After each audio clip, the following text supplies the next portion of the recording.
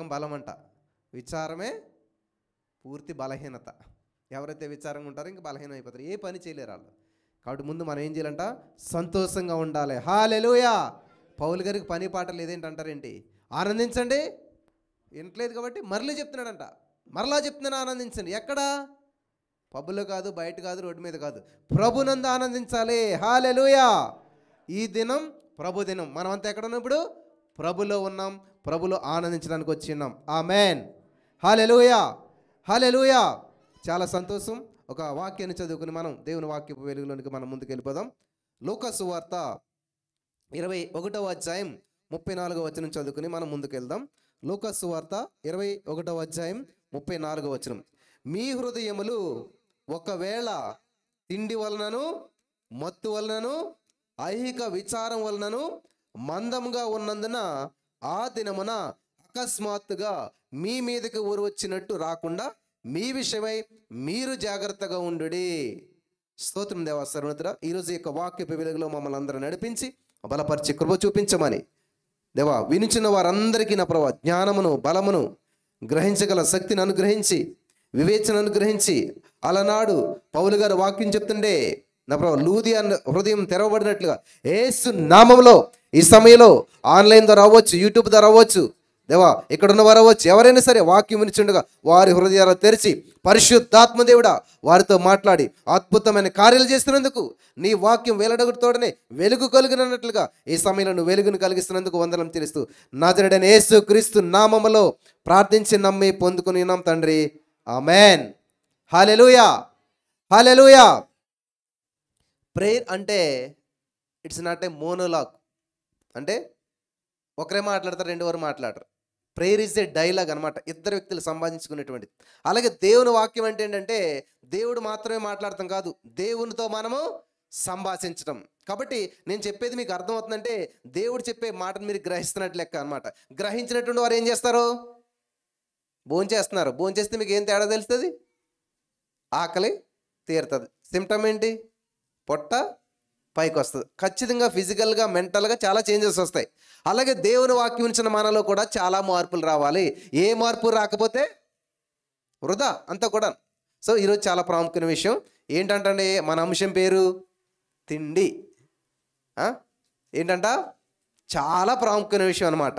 ఎందుకని ఈ అంశాన్ని నేను ఎంచుకున్నానంటే ప్రియులరా, అసలు దేవుడు మనిషిని సృష్టించాడు, చాలా సంతోషంగా ఉన్నారు, చాలా చక్కటి జీవితం వెళ్ళిపోతుంది. సడన్గా ఈ యొక్క లోకంలోకి పాపం వచ్చిందట. ఎలా వచ్చింది? తిండి వల్ల పాపం వచ్చింది. ఎలా వచ్చిందంటే అవ్వమ్మ గారు ఏం చేశారు? బూతులు తిట్టారా? మర్డర్ చేశారా? లేకపోతే పక్క అడుగు గురించి చెడ్డిగా మాట్లాడారా? ఏమీ చేయలేదంట. కేవలం పండు తిన్నదంట. దేవునికి మహిమ కలుగును గాక. పండు తిన్నందుకు కాదు, దేవుని నుంచి వాళ్ళు దూరం అయిపోయారు, దేవుని శక్తిని వాళ్ళు కోల్పోయారు. మరలా దేవుడు వారిని ప్రేమించి వాళ్ళ యొక్క గతిని, స్థితిని చూసి మరలా అదే స్థితిని ఇవ్వటానికి యేసుక్రీస్తు ప్రభువు పరలోక రాజ్యం విడిచిపెట్టకూడదు అని భాగ్యం తెలిసి భూలోక రాజ్యానికి వచ్చాడు. దాన్ని మనం క్రిస్మస్గా జరుపుకుంటున్నాం. హల్లెలూయా. హల్లెలూయా. కాబట్టి ఇక్కడ చాలామంది నేను తిండి గురించి ఏం తప్పుగా మాట్లాడతలేదు, కానీ తిండిపోతనం కూడా ఒక పాపమే. 3 సంవత్సరాల క్రితం ఇదే వర్తమానం నేను చెప్పాను, కానీ అది చాలా తక్కువ మంది విన్నారు. కానీ అప్పుడు ఉన్నటువంటి ప్రజలు ఇప్పుడు లేరు, అప్పుడున్న ప్రపంచం ఇప్పుడు లేదు, అప్పుడున్న కల్చర్ ఇప్పుడు లేదు. కాబట్టి మరలా ఈ యొక్క విషయాన్ని నేను చెప్పాలని చెప్పి ఆశపడుతూ మీ ముందుకు వచ్చాను. తిండిపోతనం కూడా పాపం అంటే చాలామంది ఎవరినో తిడతామో, కొడతామో, మర్డర్ చేయటమో, లేకపోతే దొంగతనం చేయటం అనుకుంటారు. తిండిపోతనం కూడా పాపం అనే విషయం మనకి తెలియదు. అసలు పాపం ఎంటర్ అయిందే తిండి వల్ల. ఈ సత్యాన్ని మీరు గ్రహించాలి. మీకు అందరికీ అర్థం అవడానికి ఫుడ్ ఎడిక్షన్ అనేటువంటిది ఎంత ప్రమాదకరమైందో ఈరోజు మీకు చెప్పాలని ఆశపడుతున్నాను. ఇంగ్లాండ్ దేశంలో మరి ఒక రాజుగారు ఉన్నారు. ఆయన చనిపోయారు. చనిపోయిన తర్వాత బాధ్యతలంతా కూడా భార్య గారు స్వీకరిస్తూ ఉన్నారు. భార్య గారు స్వీకరిస్తున్నటువంటి సమయంలో ఏమైందంటే భార్య గారు కూడా చనిపోయారు. వాళ్ళకి 2 పిల్లలు ఉన్నారు. 2 పిల్లల్లో పెద్దవాడికి రాజ్యం వస్తుంది కదా, పెద్దవాడు రాజ్యాన్ని ఏలుతూ ఉన్నాడు, చాలా బాగున్నది. పెద్దవాడి పేరేంటంటే రెనాల్డ్. ఇది చరిత్ర చెప్తున్నాను నేను, సత్యం చెప్తున్నాను, జరిగిన సంఘటనని గుర్తు చేస్తున్నాను. నేను ఏదో కథ చెప్పట్లేదు, చాలా శ్రద్ధగా వినాలి. ఈ రేనాలు అనేటువంటి వ్యక్తి పెద్ద కుమారుడు, చాలా స్టౌట్గా ఉంటాడు. అంటే ఏంటి, లావుగా ఉంటాడు. రాజ్యానికి రాజు అయిపోయాడు. ఇలా రాజ్యాన్ని పరిపాలిస్తున్నటువంటి సమయంలో చిన్నోడు ఏమనుకున్నాడు, వీడింత లావు ఉన్నాడు, వీడు ఏమి రాజ్యాన్ని పరిపాలిస్తాడు, ప్రజల పట్ల ఏం బాధ్యత ఉన్నది అని చెప్పి వీడు ఏం చేశాడంట, రాజకీయం అంటే మీకు తెలుసు కదా, నెమ్మదిగా అక్కడ ఉన్న సైనికులందరినీ కూడా తన వైపు తిప్పుకోవటం మొదలుపెట్టాడు. ఆ రాజ్యంలో ఉన్న వాళ్ళందరినీ, రాజ్యంలో ఉన్న సైనికులందరినీ కూడా తన వైపు ఆకర్షించుకుని ఏం చేశాడంటే వాళ్ళందరిని బంధించాడు. ఎవరిని, రేనాల్డ్ గారిని, ఎడ్వర్డ్, వాళ్ళ తమ్ముడి పేరు ఏంటంటే ఎడ్వర్డ్. మీరు చరిత్రలో చూసుకోవచ్చు, గూగుల్లో కూడా దాన్ని సెర్చ్ చేసి. ఎడ్వర్డ్ గారు ఏం చేశాడంటే రేనాల్డ్ అనేటువంటి వాళ్ళ అన్నగారిని బంధించేశాడు. బంధించి ఏం చేశాడంటే ఒక చిన్న గదిలో పెట్టాడు. చిన్న గది అంటే ఒక పెద్ద రూమ్లోనే పెట్టాడు. ఆ రూమ్లో పెట్టి బంధించాడు. బంధించి ఏం చేశాడంటే ఒక కండిషన్ పెట్టాడు. నీకు రాజ్యం కావాలంటే ఒక కండిషన్, ఒక టెస్ట్, ఆ టెస్ట్ పాస్ అయితే నీకు రాజ్యం ఇచ్చేస్తాను, లేదంటే ఆ రాజ్యాన్ని నేనే పరిపాలిస్తాను అని చెప్పాడంట. ఏంటి ఆ టెస్ట్ అంటే, ఆ పెద్ద గదిలో ఆయన బంధించాడు. ఆయనకు కావలసినటువంటి సమృద్ధి అయినటువంటి ఆహారం అంతా కూడా సప్లై చేస్తూ ఉన్నాడు. కానీ చాలా చిన్న ద్వారం పెట్టాడంట, చిన్న తలుపు, సింగిల్ డోర్ పెట్టాడనమాట. ఆ డోర్ నుంచి నువ్వు బయటకు వస్తే రాజ్యం ఇది అన్నాడంట. అర్థమవుతుంది నేను చెప్పేది మీకు అందరికీ? ఆ డోర్ ఏమో సన్నగా ఉంది, ఈయన చాలా లావు ఉన్నాడు. ఆ డోర్ నుంచి అని బయటికి రావాలంటే ఏం చేయాలి, అదే సన్నగా కావాలంటే ఏం చేయాలి, తిండి మానేయటం. డైట్ అంటే చాలామంది తింటాం మానేస్తాం అనుకుంటారు. డైట్ అంటే తిండి మానేయటం కాదు, ఏది తినాలో ఎంత తినాలో అంత తింటాం డైట్ అంటారు కదా. డైటింగ్ ఏంటి, సన్నబడిపోయి ఉంటారు అంటే తిండి మానేసామని కదా అర్థం. ఏది తినాలో ఎంత తినాలో అంత తింటమే డైటింగ్ అనమాట. ఇలా జరుగుతున్నటువంటి సమయంలో అన్నగారు లోపల ఉన్నాడు, తమ్ముడు బయట ఉన్నాడు. అన్నగారికి కావాల్సిన సర్వ సమృద్ధిని తమ్ముడు గారు సప్లై చేస్తూ ఉన్నాడు. ఇంకా రాజ్యం లేదు, భారం లేదు, ఏమీ లేదు కదా. లోపలికి వచ్చి ఏం చేస్తున్నాడు ఈయన, రాజ్యం మర్చిపోయాడు, ప్రజలు మర్చిపోయాడు, సమృద్ధి అయినట్టు ఆహారం వస్తుంది కాబట్టి కూర్చుని తినటం ప్రారంభించాడు. చూస్తే సన్నబడతాడు, బయటకు వస్తాడంటే లోపలికి వెళ్ళినప్పుడు ఉన్నటువంటి లావు కంటే ఇంకా పెరిగి లావు అయిపోయాడు. వింటున్నారా?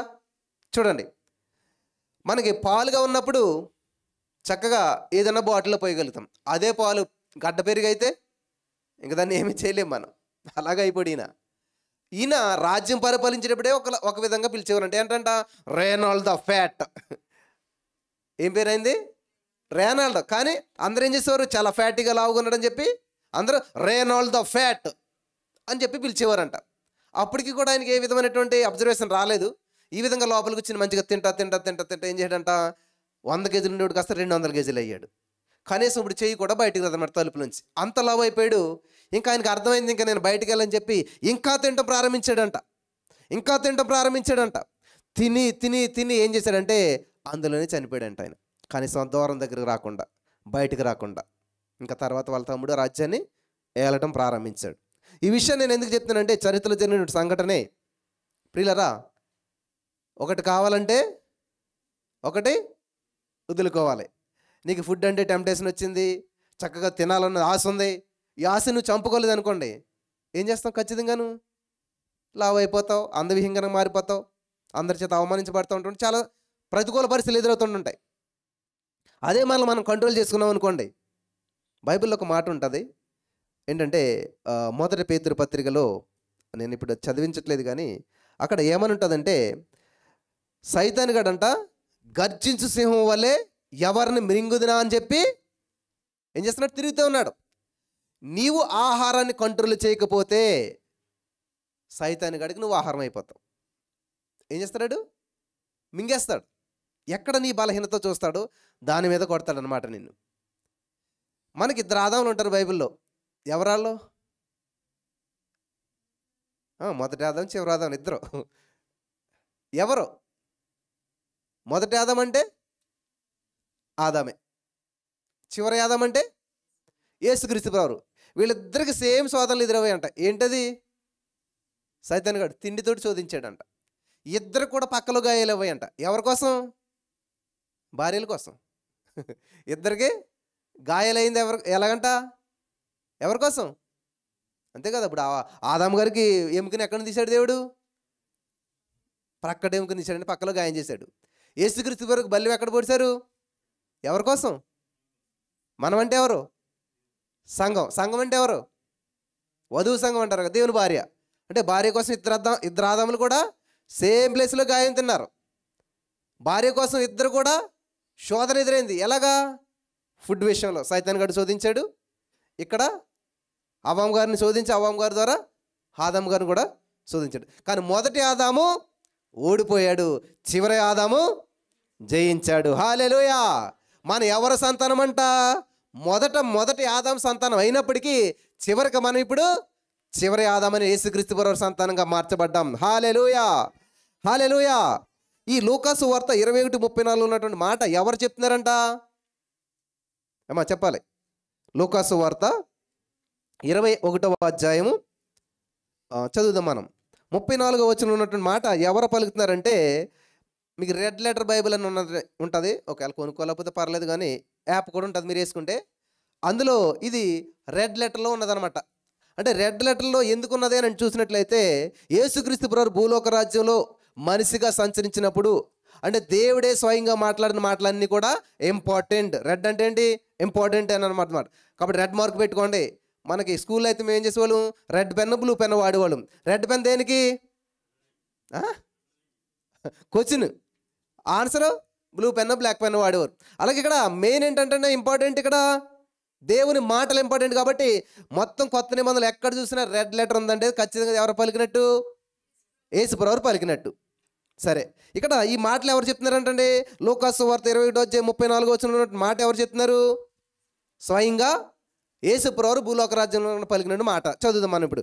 మీ హృదయములు ఒకవేళ తిండి వలన, తింటే ఎక్కడికి వెళ్తుంది? అలా కాదు, హృదయంలోకి వెళ్తుందా, కడుపులోకి వెళ్తుందా? మరి ఇక్కడ దేవుడు ఏం మాట్లాడుతున్నాడు? చాలా జాగ్రత్తగా గమనించాలి.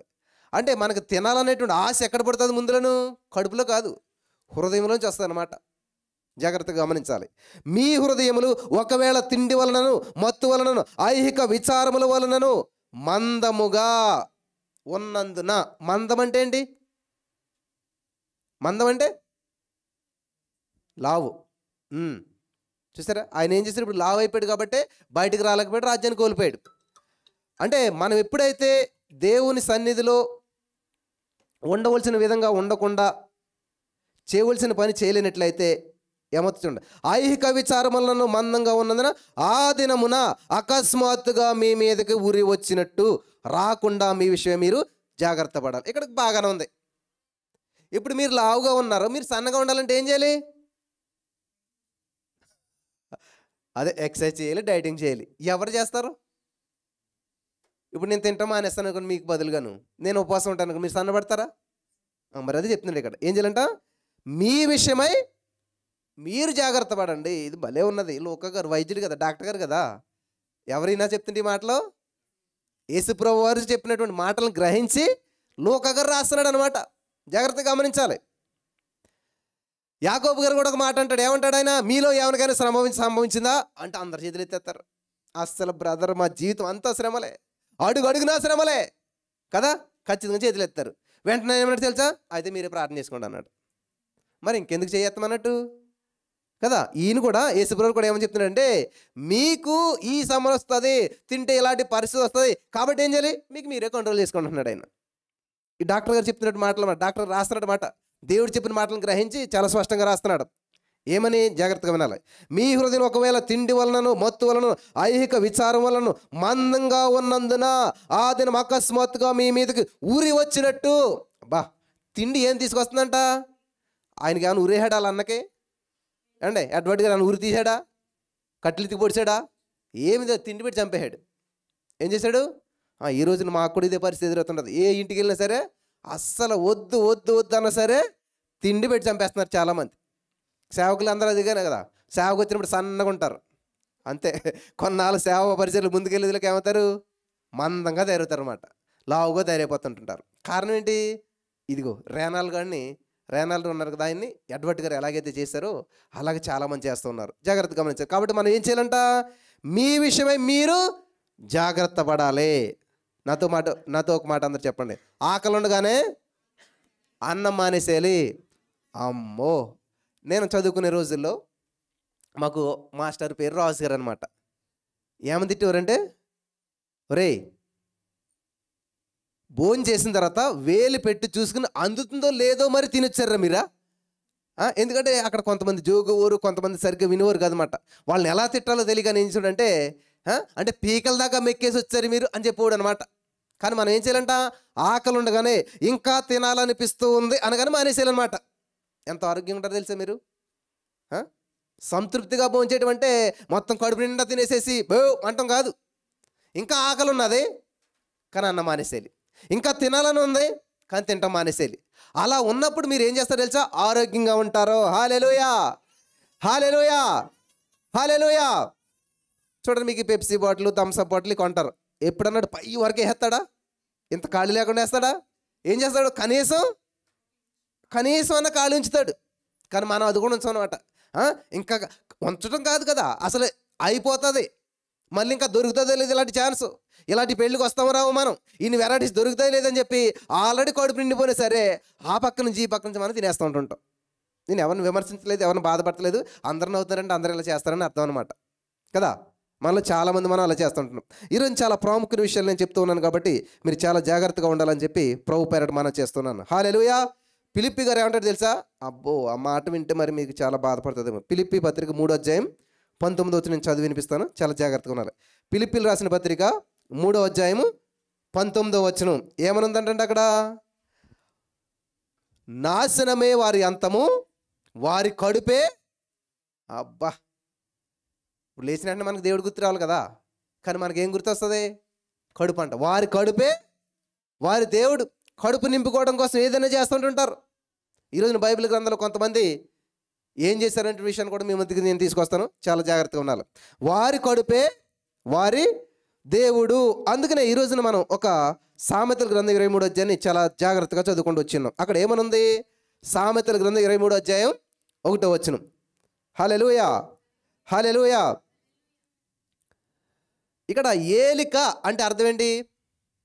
నీవు ఏలికతో భోజనం చేయి కూర్చుండిన ఎడలా నీవెవరు సమక్షమున్నావో బాగుగా యోచించుము. ఏలికలు అంటే ఎవరు? ఏలుబడి చేస్తున్నారని అంటారు కదా. అంటే ఏంటి? ఏలుబడి చేసే వాళ్ళని ఏమంటారు? అధికార పార్టీని ఏమంటారు? Ruling party. ఇంగ్లీష్లో చదవండి, అక్కడ ఏమనుంది? When thou sittest to eat with a ruler. ఏలికతో అంటే ఏంటంటే రూలర్, రూలింగ్ చేసే వాళ్ళతోటి, పరిపాలించే వారితోటి, గొప్పవారితోటి భోజనం చేసేటప్పుడు ఏం చేయాలంట? మరి సింపుల్ ట్రిక్ చెప్తాను చూడండి. ఎప్పుడన్నా మంచి పెళ్ళికి వెళ్ళేటప్పుడు ఏం చేయాలి తెలుసా? శుభ్రంగా కొంచెం ఇంటి దగ్గర తినో, లేకపోతే 4 గ్లాసులు నీళ్ళు తాగే వెళ్ళండి. అప్పుడు ఏం చేస్తారు? ఎంత తినాలో అంతే తింటారనమాట. అంతేగాని ఇటువంటి పెళ్ళి మళ్ళీ రాదని చెప్పి 3 రోజులు ఉపవాసం ఉండి మీరు వెళ్ళారనుకోండి, అందరం మీ వైపే చూస్తారు. తిండి విషయంలో చాలా జాగ్రత్తగా ఉండాలన్నమాట. ఇక్కడ చూడండి, ఏలికలతో నువ్వు భోజనం చేసేటప్పుడు ఎలా ఉండాలంట? చాలా జాగ్రత్తగా ఉండాలి అని చెప్పి చెప్తూ 2వ వచనం, నీవు తిండిబోతువైన ఎడల నీ గొంతుకు కత్తి పెట్టుకొనుము. జాగ్రత్త గమనించాలి. కత్తి పెట్టుకోవటం అంటే అర్థం ఏంటి? కట్ చేసుకో, కట్ ఆఫ్ చేసుకో, కంట్రోల్ చేసుకో, లిమిట్గా ఉండు, తొందరపడకు, ఆశపడకు. ఈరోజున ప్రియులారా, obesity is the origin of diseases.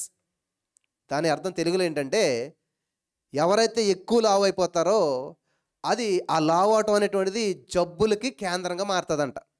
అక్కడి నుంచి ఇక్కడ అనేక సమస్యలు వస్తాయి. ఎప్పుడైతే లావు అయ్యామో మనకి వెయిట్ బేరింగ్ పాయింట్స్ అంటారు, ఈ మోకాళ్ళు, ఈ నీ క్యాప్స్, యాంకిల్స్, ఇవన్నీ కూడా మనకు లావు అయిన తర్వాత ఏమవుతుంది? ఇవన్నీ అరిగిపోతూ మొదలు పెడతాయి. ఎందుకంటే నీ బాడీ అంటే పెరుగుతుంది కానీ బోన్స్ ఎప్పటికీ పెరగవు. బోన్స్ ఇంతే ఉంటాయి సన్నగా లోపల. కానీ దాని మీద వెయిట్ ఎక్కువ అయ్యి ఏమవుతుంది? అరిగిపోవడం మొదలు పెడతాయి. మీలో చాలామంది ఆడవాళ్ళకి వచ్చే సమస్య ఏంటంటే మోకాళ్ళ నొప్పులు వచ్చేస్తుంటాయి. ఎందుకనంటే మనకు తెలియదు ఆ విషయం, తెలియకుండా వెయిట్ పెరుగుతుంటుంటాం. అయ్యో పెళ్ళి అవ్వట్లేదు, ఉద్యోగం రావట్లేదు, ఈ సమస్యలన్నీ ఎక్కువైపోయి స్ట్రెస్ వచ్చినప్పుడు ఏం చేస్తారు తెలుసా? ఎక్కువ తింటాం మొదలు పెడతారు. ఎందుకంటే మైండ్ ఎక్కువ పనిచేస్తుంది కదా, ఎక్కువ ఆకలి అనిపిస్తూ ఉంటుంటుంది. ఎప్పుడైతే డిప్రెషన్లోకి వెళ్ళిపోయారో, ఎప్పుడైతే స్ట్రెస్లోకి వెళ్ళిపోయారో తిండి ఎక్కువ తినడం ప్రారంభిస్తారు. అలా తిని తిని తిని ఏం చేస్తారంటే తెలియకుండా కంట్రోల్ తప్పిపోతారనమాట. ఇంకా అక్కడి నుంచి అనేక సమస్యలు ఏర్పడతాయి. కాబట్టి ఈరోజు నేను ఈ విషయాన్ని మీ మధ్యకి నేను ఎందుకు తీసుకొస్తున్నానంటే, పరిశుద్ధాత్మ దేవుడు చెప్తున్నాడు అనమాట, నీవు తిండిపోతు అయిన ఎడల నీ గొంతుకు కత్తి పెట్టుకొనుము. ఒక మనిషి చూసినప్పుడు ఆ యొక్క మనిషిని బట్టి మనం వాళ్ళు చాలా ఫిట్గా యాక్టివ్గా ఉన్నారనుకోండి, వాళ్ళు డిసిప్లిన్ అని అర్థం అనమాట. అంతే కదా. ఇళ్ళలో ఎలాంటిదో ఇంటి ముఖం చూసి చెప్పొచ్చంట.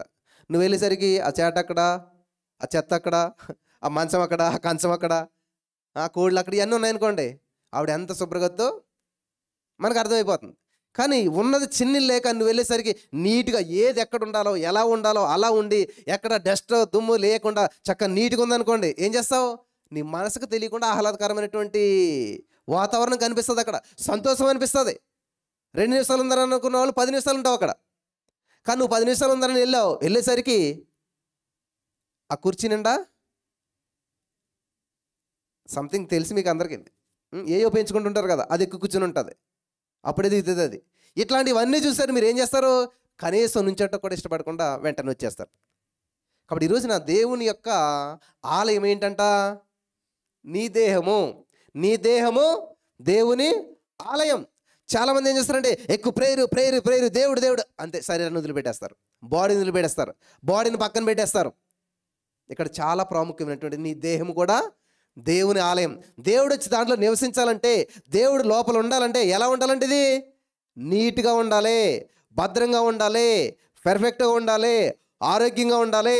హల్లెలూయా చెప్పండి. నా దేహము దేవుని ఆలయము, నా దేహంలో నా యేసయ్య నివసిస్తున్నాడు. హల్లెలూయా హల్లెలూయా. నిజంగా యేసుప్రభువు మీ ఇంటికి వస్తాడంటే, కనీసం ఇప్పుడు నేనేమి ఇంటికి వస్తాను అనుకోండి, ఏం చేస్తారు? మీకున్న బెస్ట్ స్టార్ట్లు ఏదో చూసి ఖచ్చితంగా ఆ చైర్ ఉంటే చైరు అన్నీ చేసి అమ్మ పాస్టర్ వస్తుందని చెప్పి కనీసం ఆ రోజున నీట్గా తుడిసి అన్నీ పెట్టి ఏం చేస్తారు? వెయిట్ చేస్తారు. ఒక మనిషికి ఎంత ఇస్తుంటే నిజంగా దేవుడు వస్తుండే. అటువంటిది ఇక్కడ యేసుక్రీస్తు ప్రభువు నీ హృదయంలో ప్రతిరోజు నివసించాలంటే నీ దేహం ఎలా ఉండాలి? ఉండకూడదు. మన ఇంట్లో చెత్త ఏంటి? డస్ట్ దుమ్ము. మన బాడీలో చెత్త ఏంటి? ఫ్యాట్ అవ్వచ్చు, లేకపోతే డిసీజెస్ అవ్వచ్చు. ఇటువంటివన్నిటిని మన బాడీలో పెట్టుకొని దేవుడిని ఎలా మనం నివాసం చేయమని అడగగలుగుతాం? ఆయన వచ్చి ఎలా ఉండగలుగుతాడు? కాబట్టి ఈరోజునంత నిజంగా నా దేహము దేవుని ఆలయం అని మీరు అనుకున్నట్లయితే, విన్నారా, నమ్మినట్లయితే ఏం చేస్తారో ఖచ్చితంగా ఇక్కడ నుంచి కనీసం మీరు ఇంట్లో పని చేసుకునే వాళ్ళు అయితే పర్లేదు, చక్కగా పని చేసుకుంటా ఈ పనులన్నీ చేసుకుంటుంటే ఆల్మోస్ట్ మీకు ఎక్సర్సైజ్ వచ్చేస్తుంది. ఒక స్త్రీ అంట ఇంట్లోంచి బయటికి తిరిగేటువంటి తిరుగు ప్రపంచాన్ని 6 సార్లు తిరుగుతుంది చచ్చిపోయే లోపల. స్త్రీ ఎంత నడుతుందో ఈ ప్రపంచాన్ని అంతా తిరిగిరమంటే 6 రౌండ్లు వేసి వస్తుందంట, అంత నడుస్తుందంట ఆవిడ ఇంట్లోనే. రోజు బయటికి ఇంటికి ఈ బట్టలు ఉతకడం, ఆరేయటం, అంట్లు తోమటం, ఈ పనులన్నీ కలిపి అంత దూరం నడుస్తుందంట ఆమె. దేవునికి మహిమ కలుగును గాక. హల్లెలూయా హల్లెలూయా. కాబట్టి ఇక్కడ నీవు ఆహారాన్ని తిండిని కంట్రోల్ చేయకపోయినట్లయితే నువ్వు సైతానిగాడికి ఆహారంగా మార్చబడిపోతావు, వాడు నిన్ను మింగేస్తాడు. 1 పేతురు 5:8 చూసినట్లయితే అక్కడ ఈ యొక్క వాక్యాన్ని మనం చూడగలుగుతాం. పేతురు రాసినటువంటి మొదటి పత్రిక 5వ అధ్యాయం 8వ వచనం మనం చదివినట్లయితే అక్కడ దేవుని వాక్యం తెలిసింది తెలుసా? చిన్నలారా మీరు 8వ వచనం నిబ్బరమైన బుద్ధి గలవారై మెలకుగా ఉండుడే, మీ విరోధి అయినటువంటి అపవాది గర్జించు సింహం వలె ఎవరిని మింగుదునా అని చెప్పి వెతుకుచున్నాడు. ఏం చేస్తాడంట? మింగేస్తాడంట. ఎవరిని మింగుతాడు? ఎవరు దొరుకుతారు చెప్పండి? ఇప్పుడు మీరు ఇంత సమూహం ఉన్నారు, సైతాన్ గాడు వచ్చాడు, తరువాత మొదలుపెట్టాడు, అందరూ రన్నింగ్ స్టార్ట్ చేశారు. ఎవరు దొరుకుతారు? స్పీడ్ పరిగెట్టేవాడు దొరుకుతాడా? ఎవరైతే పరిగెట్టలేరో, ఎవరైతే లేవలేరో, ఎవరైతే బలహీనమో వాడు సైతాన్ గాడికి వాళ్ళు దొరికేస్తారనమాట. కాబట్టి ఇక్కడ మనం గమనించాలి, చురుకుగా ఉన్నామా? చురుకుగా ఉన్నట గొప్ప భాగ్యం. నువ్వు భాగ్యవంతులుగా ఉన్నావు అనుకో, బలంగా పరిగెట్టగలుగుతావు. హల్లెలూయా హల్లెలూయా. కాబట్టి ఈరోజు నుంచి ప్రియులారా ఒక నిర్ణయం తీసుకోవాలి మనం. నేను దేవుని కొరకు ఎలా జీవిస్తున్నాను, నా దేహాన్ని దేవుని కొరకు నేను ఎలా కాపాడుకోగలుగుతున్నాను. నాకు చాలామంది పెళ్ళికి ముందే కొన్ని ఫిజికల్ ఫిట్నెస్ ట్రైనర్ కాబట్టి చాలా క్లాసులు వచ్చాయి అనమాట. చాలామంది అమ్మాయిలు క్లాసులు వచ్చాయి అనమాట. వాళ్ళు వచ్చేయమని ఎవరంటే, సార్ 1 మంత్లో నేను సన్నగా అయిపోవాలి, స్లిమ్గా అయిపోవాలి, చక్కగా కనపడాలి, అందంగా కనపడాలి. ఎందుకనంట? పెళ్ళి కదా. సో మనకేముంది? ఇప్పుడు పెళ్ళి ఉంది, వధువు సంఘం, మనమంతా కూడా యేసయ్య కొరకు ఎదురు చూస్తూ ఉన్నాం. కాబట్టి యేసయ్య కొరకు ఎదురు చూస్తున్నట్టు మనం ఎలా ఉండాలి? స్లిమ్గా ఉండాలి, ఫిట్గా ఉండాలి, హెల్త్గా ఉండాలి, ఆరోగ్యంగా ఉండాలి. హల్లెలూయా హల్లెలూయా. పిల్లలు గమనించాలి, నేను దీవించబడటం మాత్రమే దేవుని ఉద్దేశం కాదు, నా ఉద్దేశం కాదు. నా ఉద్దేశం ఏంటి తెలుసా?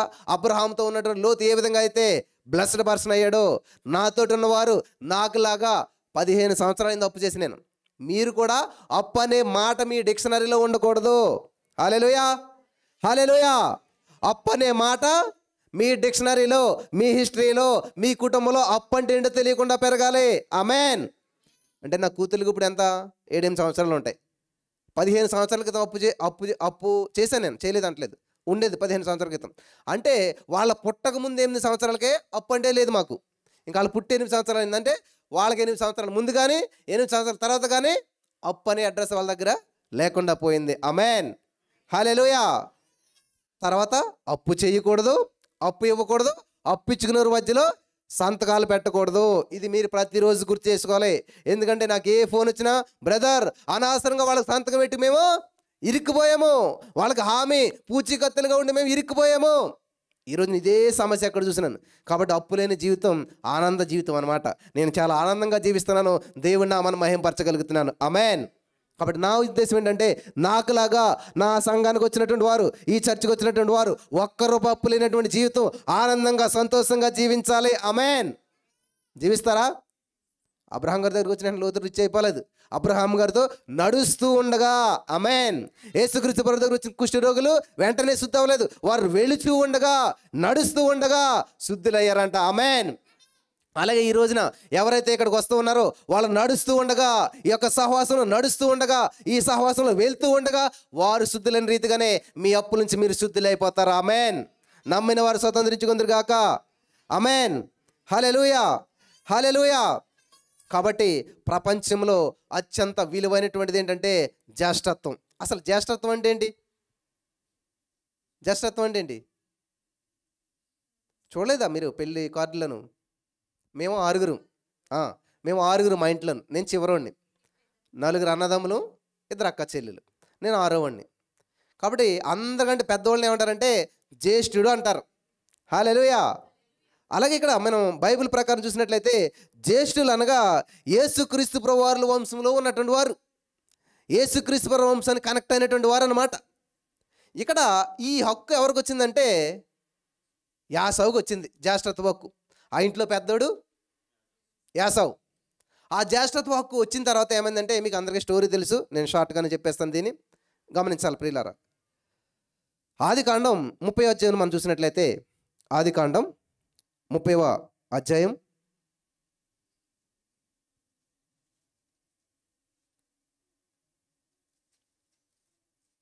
సో అక్కడ ఆ విషయం అంతా ఉంటుంది, మీకు అందరికీ తెలిసిందే కాబట్టి నేను మామూలుగా చెప్తాను. సో మొట్టమొదట ఇక్కడ యాకోబు, యాసావు ఇద్దరు కూడా అన్నదమ్ములు. వాళ్ళు పుట్టేటువంటి సమయంలో చాలా గందరగోళం జరిగింది.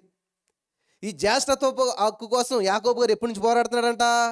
గర్భంలో ఉన్నప్పటి నుంచే. ఎందుకంటే దాని విలువ తెలిసినటువంటి వాడు ఏం చేస్తాడు? పోరాడుతూ ఉంటాడు ఎప్పుడు కూడాను. హల్లెలూయా. కాముగా కూర్చోడు. దేవుని యొక్క సన్నిధిలో ఉన్న విలువ నీకు తెలిసినట్లయితే, దేవుని యొక్క పవర్ నీకు తెలిసినట్లయితే, దేవుని శక్తి నీకు తెలిసినట్లయితే ఇంట్లో కూర్చుని ఉండవు, ఇంటి దగ్గర కూర్చుని ఉండవు. ఎండైనా, చలైనా, వర్షమైనా, ఏదైనా సరే ఖచ్చితంగా పోరాటం చేసి వస్తాను అనమాట, సాధిస్తావు. అలాగే యాకోబు ఏం చేస్తున్నాడు? తల్లి గర్భంలో ఉండగా పోరాటం ప్రారంభించాడు, కానీ వెంటనే సక్సెస్ రాలేదు. Success is not an accident, it's a process. విజయం అనేటువంటిది ఏదో యాక్సిడెంట్లో నీ దగ్గరకు వచ్చేసేది, అదొక ప్రాసెస్ అనమాట. ఆ ప్రాసెస్ కూడా నువ్వు వెళ్ళాలి ఖచ్చితంగాను. అయితే యాకోబు స్టార్ట్ చేసాడు ప్రాసెస్. తల్లి గర్భంలో ఉన్నప్పుడు వాళ్ళన్న ముందు వచ్చేస్తుండే అది పట్టుకున్నాడంట. ఏంటది? యాంకిల్ అంటారు కదా, కాలు పట్టుకున్నాడంట. రే నువ్వు ముందు కాదు, నేను వెళ్తాను, నాకు కావాలి జ్యేష్ఠత్వ హక్కు అని చెప్పేసి ఇలా లాగుతుండే ఎలాగైతే పోరాడి వాళ్ళ అన్న ముందుకు వచ్చేసాడంట. ముందుకు వచ్చిన తర్వాత యాకోబు ఎలాగొచ్చాడంట? ఆ మడాన్ని పట్టుకునే వచ్చాడంట. గమనించాలి జాగ్రత్తగా. ఇలా పుట్టినటువంటి వారి జీవితంలో కొనసాగుతూ ఉన్నారు.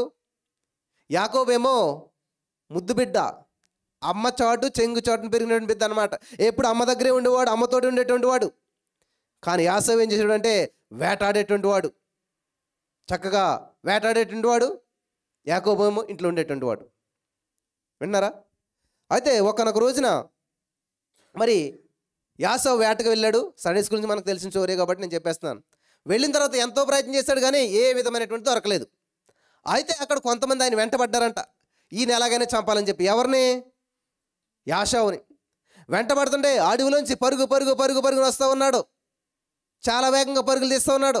వాళ్ళందరిని తప్పించుకుని ఇటు వేట దొరకలేదు, ఇటు ప్రాణం పోతుంది. ఇంకా ఈ ప్రాణం అయిపోయింది ఈ రోజుతోటి అని చెప్పి ఏమీ దొరకలేదు, ఏమీ లేదు కడుపులోను.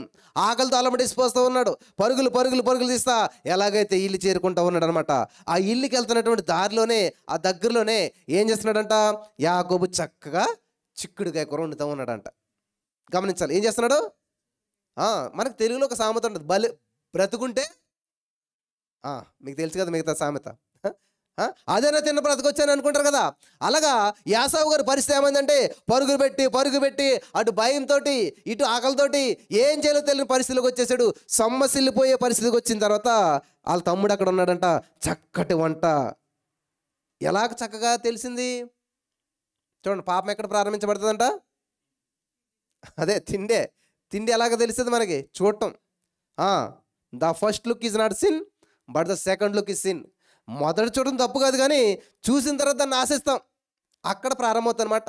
దావీదు గారు చూశాడు, అయ్య బాబోయ్ ఎవరో పొరపాటున ఆడవిడ స్నానం చేస్తుంది అని తిప్పేసుకుంటే అయిపోయిన అక్కడతోటి. కానీ ఏం చేశాడు? మళ్ళీ చూశాడు అనమాట. The first look is not sin but the second look is sin. రెండోసారి ఎప్పుడైతే చూశాడో చూసిన దాని మీద ఆశ కలిగింది అనమాట. అలాగే ఈయన పరిగెట్టుకొత్త చూశాడు, అమ్మ చిక్కుడుకాయ కూర భలే ఎర్రగా ఉంది, బాగుంది, వదిలేస్తే సరిపోయేది. మీరు కూడా వెళ్తుంటారు, సడన్గా అలాగే వెళ్తుంటే పక్కింటోళ్ళు గులాబీ మొక్కన ఒక చక్కటి గులాబీ పువ్వు కనిపిస్తుంది, అబ్బా ఎంత బాగుంది, అక్కడితో వదిలేస్తే బాగానే ఉంటుంది. కానీ ఏం చేస్తుంది? ఆశ కలిగింది, ఎలాగైనా సరే దాన్ని కూర్చొని తల పెట్టుకోవాలి. నువ్వు ఫస్ట్ చూసావు, తప్పు కాదు అది. కానీ తర్వాత ఏం చేసావు? ఆశించావు, ఇంకా ఆటోమేటిక్గా నీ మనసు వెళ్ళిపోయింది, హృదయం వెళ్ళిపోయింది, ఆటోమేటిక్గా నువ్వు వెళ్ళిపోతావు, కోసేస్తావు, తలలో పెట్టేసుకుంటావు. ఇంకా మీకు తర్వాత ఏం జరుగుతుంది మీకు అంతగా తెలుసు, గందరగోళం. అలాగే ఈ యొక్క యాకోబు గారు కూడా చక్కటి కూర వండుతుంటే వాళ్ళ అన్న చూసి ఏం చూశాడు కానీ ఆగిపోలేదు, ఆశించాడంటే. ఎలాగా? ఇప్పుడు నాకు మరణ భయం ఏలుబడి చేస్తుంది, వాళ్ళు చంపేటకు చూస్తున్నారు, తింటాకి ఏమీ లేదు, ఏమీ వేటాడలేదు, కాబట్టి ఇంకొద్ది క్షణాలు నేను చనిపోతాను, ఇక నా జీవితం సమాప్తం, క్లోజ్ అయిపోయింది. కాబట్టి ఇలా చచ్చిపోయే కంటే ఏదో తిని బ్రతకడం మేలు అనుకుని, ఒరే నాకు కొంత కూర అయ్యారంటే దొరికాడు ఛాన్స్, కడుపులో నుంచి ప్రయత్నం చేస్తున్నాను నేను. ఎప్పటి నుంచి అంట? అమ్మ కడుపు నుంచి వెంటాడుతుంటే ఎన్నాళ్ళకు దొరికాడు రా వీడని చెప్పి దొరికిందే ఛాన్స్ అనుకుని ఏం చేయడంట? ఓ కండిషన్ అన్నాడంట. చూడండి తమ్ముళ్ళందరూ ఎలా మోసం చేస్తున్నారు. దేవుని మహాకృపను నేనైతే మోసం చేయలేదు కాబట్టి దేవుడు నన్ను ఇంతవరకు తీసుకొచ్చాడు. హల్లెలూయా, హల్లెలూయా. నేను మోసం చేయలేదు, నేను మోసపోయిన సందర్భాలు చాలా ఉన్నాయి, కానీ నేను మోసం చేసిన వాళ్ళు అంటే ఎవరు లేరు ఎక్కడ కూడా. నేను పబ్లిక్గా చెప్తున్నాను, ఎవరైనా మోసపోయింటే రావచ్చు. అయితే ఎడ్వర్డ్ గారు ఏం చేశాడు? టెస్ట్ పెట్టాడు వాళ్ళ అన్నకి, ఫెయిల్ అయిపోయాడు. కాబట్టి ఆ యొక్క అధికారం ఎవరికి వచ్చింది? తమ్ముడికి వచ్చింది. రెనాల్డ్ గారు ఫెయిల్ అయిపోయారు, ఎడ్వర్డ్ గారు రాజు అయిపోయాడు. ఇప్పుడు మళ్ళీ అదే పరిస్థితి ఏర్పడుతుంది ఇక్కడ. యాకోబుకి యాకోబుకి ఒక పరీక్ష ఎదురైంది అనమాట. అసలు యాకోబు పరీక్ష కాదు అది చెప్పాలంటే, కానీ యాకోబుకి ఆశ ఉన్నదన్నమాట. ఏది కావాలి? జ్యేష్ఠత్వం కావాలంటే చక్కటి ప్రిపరేషన్ కూర వదులుకోవాలి. కూర వదులుకుంటే జ్యేష్ఠత్వం వస్తుంది. ఆయనకి జ్యేష్ఠత్వం వదులుకుంటే కూర వస్తుంది. కూర కోసం జ్యేష్ఠత్వం కోసం కూర. ఇప్పుడు ఇద్దరికి కాంపిటీషన్ మొదలైంది అక్కడ. ఎవరు నెగ్గుతారు? కూర కాకపోతే మళ్ళీ వండుకోవచ్చు అనుకున్నాడు యాకోబు. ఇది పోతే పోందిలే, నేను మళ్ళీ వండుకోగలుగుతాను. కానీ ఈయన మాత్రం అలా ఆలోచించలేదు. ఎవరు? యాసవ్ అలా ఆలోచించలేదు. అరే కూర పోతే మళ్ళీ ఎక్కడో దిక్కున తెచ్చుకోవచ్చు, కానీ ఈ జ్యేష్ఠత్వమే పోయినట్లయితే ఎట్లాగా అనుకోకుండా ఏం చేయడే, జ్యేష్ఠత్వం ఉంటే ఎంత, పోతే ఎంత, నా ప్రాణమే నాకు ముఖ్యం, బ్రతుకుంటే ఎలాగైనా ఏదైనా చేసుకోవచ్చు, చచ్చావంటే ఏంటి, జ్యేష్ఠత్వం పెట్టుకుని చచ్చే ఉపయోగం ఏంటి అనుకుని ఏం చేయడంట? తీసేసుకోరని చెప్పి జ్యేష్ఠత్వాన్ని తన తమ్ముడికి అమ్మేస్తే దేవుడు ఏమన్నాడు తెలిసిన? ఒక్క పూటి కూటి కొరకు తన జ్యేష్ఠత్వాన్ని అమ్మేసుకున్నటువంటి భ్రష్టుడైనా ఎవరు తెలుస్తున్నారు తెలిసి ఈ మాటలో? అంటే ఇప్పుడు ప్రాణం విలువైందా, జ్యేష్ఠత్వం విలువైందా? జ్యేష్ఠత్వం విలువైంది. అంటే జ్యేష్ఠత్వం కోసం అవసరమైతే ప్రాణమైన పోగొట్టవచ్చు, కానీ ప్రాణం కోసం జ్యేష్ఠత్వాన్ని విడిచిపెట్టుకోకూడదు. హల్లెలూయా చెప్పండి. నేను నా యేసయ్య జ్యేష్ఠపుత్రుడిని.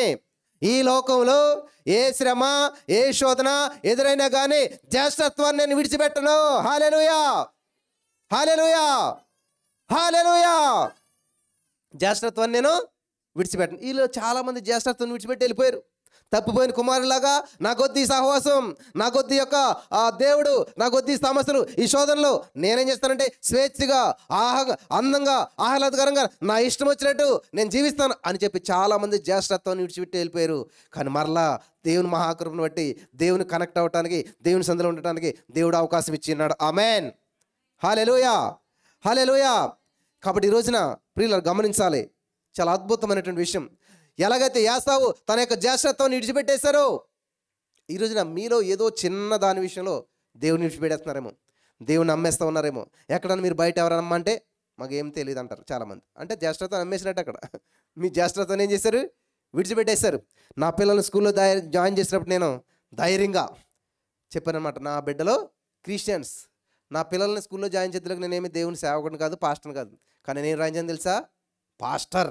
హల్లెలూయా, హల్లెలూయా. నువ్వేది పలుకుతావో అది జరుగుతుంది. నువ్వు దేన్ని చూస్తావో దాన్ని నువ్వు స్వతంత్రించుకుంటావు. చూసిన తర్వాత స్వతంత్రించుకోవడం ఏంటి? నా జోబులో ₹1,00,000 ఉన్నాయి, ఎంతమంది నమ్మున్నారు? చూపించని బ్రదర్ నమ్ముతావు, చూపించాక నువ్వు నమ్మేదేంటి? నమ్మటం అంటే ఏంటంటే నేను చూపించినా చూపించకపోయినా చెప్పాడంటే ఉన్నాయంతే. అందుకని దేవుడు మాట చెప్పాడు అన్నమాట, చూసి నమ్మిన వారి కంటే చూడక నమ్మిన వారు ధన్యులు. హల్లెలూయా, హల్లెలూయా, హల్లెలూయా. కాబట్టి మీరు చూసి నమ్మేటువంటి వారు, చూడకుండా నమ్మేటువంటి వారు. నిజమేనా? దేవునికి స్తోత్రం. చాలా ధన్యులు మీరు. కాబట్టి ఇక్కడ యాసవు తన జ్యేష్ఠత్వాన్ని కోల్పోయాడు, భ్రష్టుడైపోయాడు, జీవితం అంతా కూడా గందరగోళంగా మార్చబడింది. యాకోబు జ్యేష్ఠత్వాన్ని సంపాదించుకోగలిగాడు. హల్లెలూయా. కాబట్టి నువ్వు ఏదైనా పొందుకోవాలంటే ఏదో కోల్పోవాలి. దేవుని సందులో నువ్వు బలపడాలి, గొప్ప వ్యక్తిగా మార్చబడాలి, అనేక మందికి దీవెనకరంగా ఉండాలంటే సాక్రిఫైస్. Without sacrifice nothing. ఏది పొందుకోవాలన్నమాట. నువ్వు త్యాగం చేయకుండా ఏది పొందుకోలేవు. ఆ రక్షణ ఉచితమే కాదు బ్రదర్. ఉచితమా? ఎలా ఉచితం నీకు చెప్పండి. రక్షణ ఉచితం అంటారు, ఎలా ఉచితం? ఇప్పుడు మీ పెళ్ళికి ఎవరు వచ్చారు? ఎంత గిఫ్ట్ అట్టుకొచ్చారు, ఫ్రిడ్జ్ అట్టుకొచ్చారు, వాషింగ్ మిషన్ తెచ్చారు. ఏమన్నా రోడ్డు మీద పడేశారు ఎవరన్నా? అన్నది ఉచితంగా వచ్చిందా? నీకు ఉచితమే, కానీ అది ఉచితంగా రాలేదు. Some one has paid. ఎవరో వెల చెల్లించారు దానికి. అలాగే యేసయ్య నీకు రక్షణ ఉచితంగా ఇచ్చాడు, కానీ రక్షణ ఉచితంగా రాలేదు. హల్లెలూయా. నువ్వు రక్షణ ఉచితంగా పొందుకున్నావు, కానీ రక్షణ ఉచితం కాదు. దాని వెనకాల ప్రాణత్యాగం ఉన్నది. యేసయ్య మరి ఎంతో వెల చెల్లించాడు, తన యొక్క రక్తాన్ని చిందించాడు, ప్రాణాన్ని పెట్టాడు.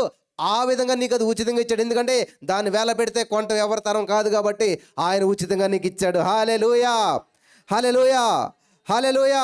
కాబట్టి ఈ రోజున ఈ మాటలు వింటున్న ప్రియమైనటువంటి సహోదరి స్నేహితులారా, ఇవి చాలా ప్రాముఖ్యమైన విషయాలు, మీరు చాలా శ్రద్ధగా వినాలి. యాసావు వలె జ్యేష్ఠత్వాన్ని కోల్పోకూడదని ప్రభు పేరట మనం చేస్తూ ఉన్నాను. నెక్స్ట్ ఆదికాండం 3:5 చూసినట్లయితే అక్కడ దేవుని వాక్యం సెలవిస్తుంది తెలుసా?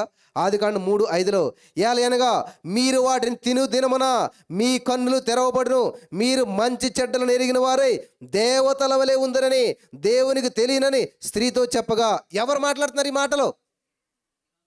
సైతాన్ గాడు ఎవరితో మాట్లాడుతున్నాడు? అవ్వతో మాట్లాడుతూ ఉన్నాడు. గమనించాలి చాలా జాగ్రత్తగాను. ఇక్కడ అవ్వమ్మ గారిని ఏం చేస్తున్నాడంటే మిస్గైడ్ చేస్తూ ఉన్నాడు. ఎవరు? సైతాన్ గాడు. దేవుడికి తెలుసు అని చెప్పి వీళ్ళకి చెప్తున్నాడు. దేవుడికి తెలిసిన విషయాలు తెలియదా? దేవుడికి దగ్గరగా ఉన్న సైతాన్ గాడా లేకపోతే వీళ్ళ? దేవుడు రోజు మాట్లాడుతున్నటువంటి వీళ్ళ సైతాన్ గాడా? ఇప్పుడు రోజు మాట్లాడే ఇప్పుడు తల్లిదండ్రుల కంటే విషయం మన స్నేహితుల దగ్గర మన ఇన్ఫర్మేషన్ ఎక్కువ ఉంటుంది. మీ తల్లిదండ్రులకు తెలియనటువంటి విషయాలు మీ స్నేహితులకు తెలుస్తాయి. ఒకసారి నేను చదువుకునే టైంలో నేను లెక్చరర్ చేస్తున్నాను, నా పక్కన లెక్చరర్ చేస్తున్నారు. సడన్గా నా పక్కన లెక్చరరు క్లాసులో ఉన్న అమ్మాయితో జంప్ అనమాట. పోలీసులు ఎక్కడికి వెళ్ళారు అనుకుంటున్నారు? ఎక్కడికి వెళ్ళారు? వాళ్ళ తల్లిదండ్రులు పట్టుకోలేదు, తల్లిదండ్రులు విచారించలేదు. ఈయనతో స్నేహితులు ఎవరైతే ఉంటారో, ఏ రూమ్లో అయితే ఉంటున్నాడో వాళ్ళని తీసుకెళ్ళి శుభ్రంగా చిత్త కొట్టేశారు. ఎందుకనంటే ఆయనతో స్నేహం చేసినందుకు. ఆయన ఇన్ఫర్మేషన్ ఎవరి దగ్గర ఉంటుందంట? వీళ్ళ దగ్గర ఉంటుందని చెప్పి వీళ్ళని కొడితే బయటపడుతుందని చెప్పేసేసి గమనించాలి. కాబట్టి సైతాన్ గాడు మొట్టమొదటగా అవ్వమ్మ గారి దగ్గరకు ఏం చేయడంట? అమ్మ పండు తినే అన్నాడా? విండ ఎవడను? ఎవడు చెప్తుంటాడంట? స్నేహితులు చెప్తుంటారు కదా. కాబట్టి అవ్వమ్మ గారితో రోజునంట ఫ్రెండ్షిప్ చేసాడంట. ఎవడో? సైతాన్ గాడు. రోజు ఫ్రెండ్షిప్ చేసి నమ్మకత్వం వచ్చేలా చేసి మనకి ఎలా ఉంటుంది? సైతాన్ గాడు వచ్చాడు, చెట్టు ఎక్కాడు, అంత అవ్వమ్మ చూసి పండు తినేమన్నాడు, తినేసాడు. సెకండ్స్లో అయిపోతుంది అంత స్టోరీ. అంత ఈజీగా ఏం కాదు అది. ఫస్ట్ ఏం చేయడంట? నెమ్మదిగా తిరగడం ప్రారంభించాడంట. నెమ్మదిగా దగ్గర కావడం ప్రారంభించాడంట. చూసారా, మనం కూడా పిల్లల్ని అలాగే ఏం చేస్తాం, చక్కగా ముద్దుగా బొద్దుగా వాళ్ళని బుజ్జిగించి లాలించి ఎలాగైతే ఎత్తుకోవడానికి ట్రై చేస్తుంటున్నాం. కొంతమంది అస్సలు రారు కదా, కానీ మనం ఏం చేస్తాం, బుజ్జిగిస్తాం. అలాగే సైతాన్ గాడు ఏం చేశాడంట, ఎరేస్తున్నాడు, వలేస్తున్నాడు. ఎప్పుడైతే చిక్కావో అప్పుడు పట్టుకుంటాడు పీక్ అనమాట. ఇప్పుడు వెళ్ళి చూద్దాం ఎక్కడికి వెళ్తావు. అలాగా అవ్వమ్మ గారికి వలేసి ఎలాగైతే ఎరేసి రప్పించుకుని స్నేహం చేసి, అసలు నీ మేలు కోరుతున్నాను నేను, అసలు నువ్వేమిటి అనుకుంటున్నావు, నీకున్న పవర్ ఏంటి అనుకుంటున్నావు, నీకున్న శక్తి ఏంటి అనుకుంటున్నావు. మిమ్మల్ని ఇలాగ ముంచేస్తారు చాలామంది. అస్సలు నువ్వు బిజినెస్ చేసావంటే నీకంటే మించిన వాళ్ళు లేరు అని చెప్పి అందరికి తోసేస్తుంటారు అనమాట. జాగ్రత్తగా గమనించాలి ప్రియులారా.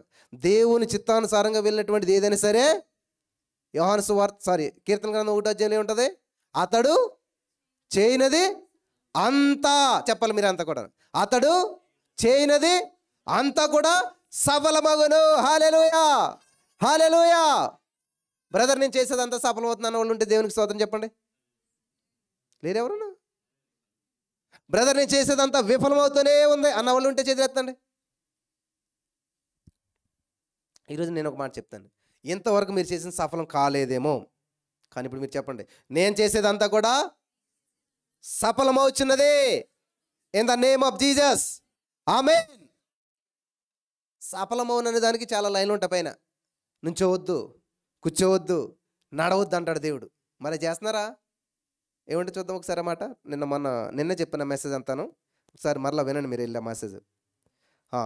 దుష్టుల ఆలోచన చెప్పున నడువక, పాపుల మార్గమున నిలవక, అపహాసులు కూర్చుని చోటన కూర్చుండక.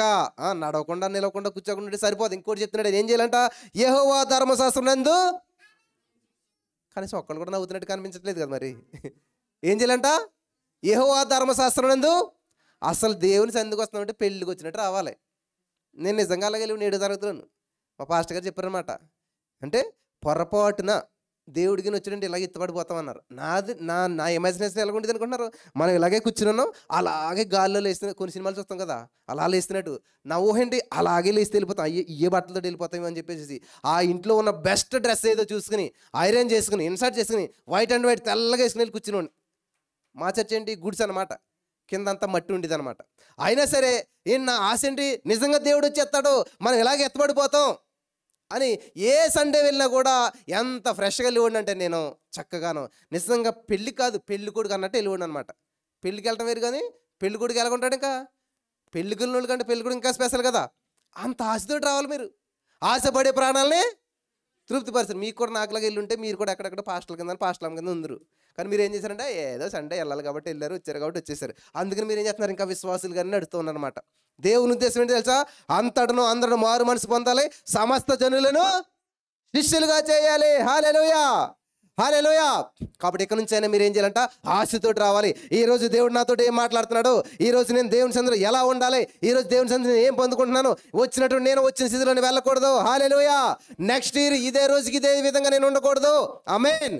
గతంలో ఉన్న చోట నేను ఇప్పుడు లేను, ఇప్పుడున్న చోట నేను భవిష్యత్తులో ఉండను, ఉండబోను, ఉండకూడదు. ఆమేన్. హల్లెలూయా. పేదవాళ్ళుగా పుట్టడం తప్పు కాదు, కానీ పేదవాళ్ళుగా చచ్చిపోవడం తప్పు అనమాట.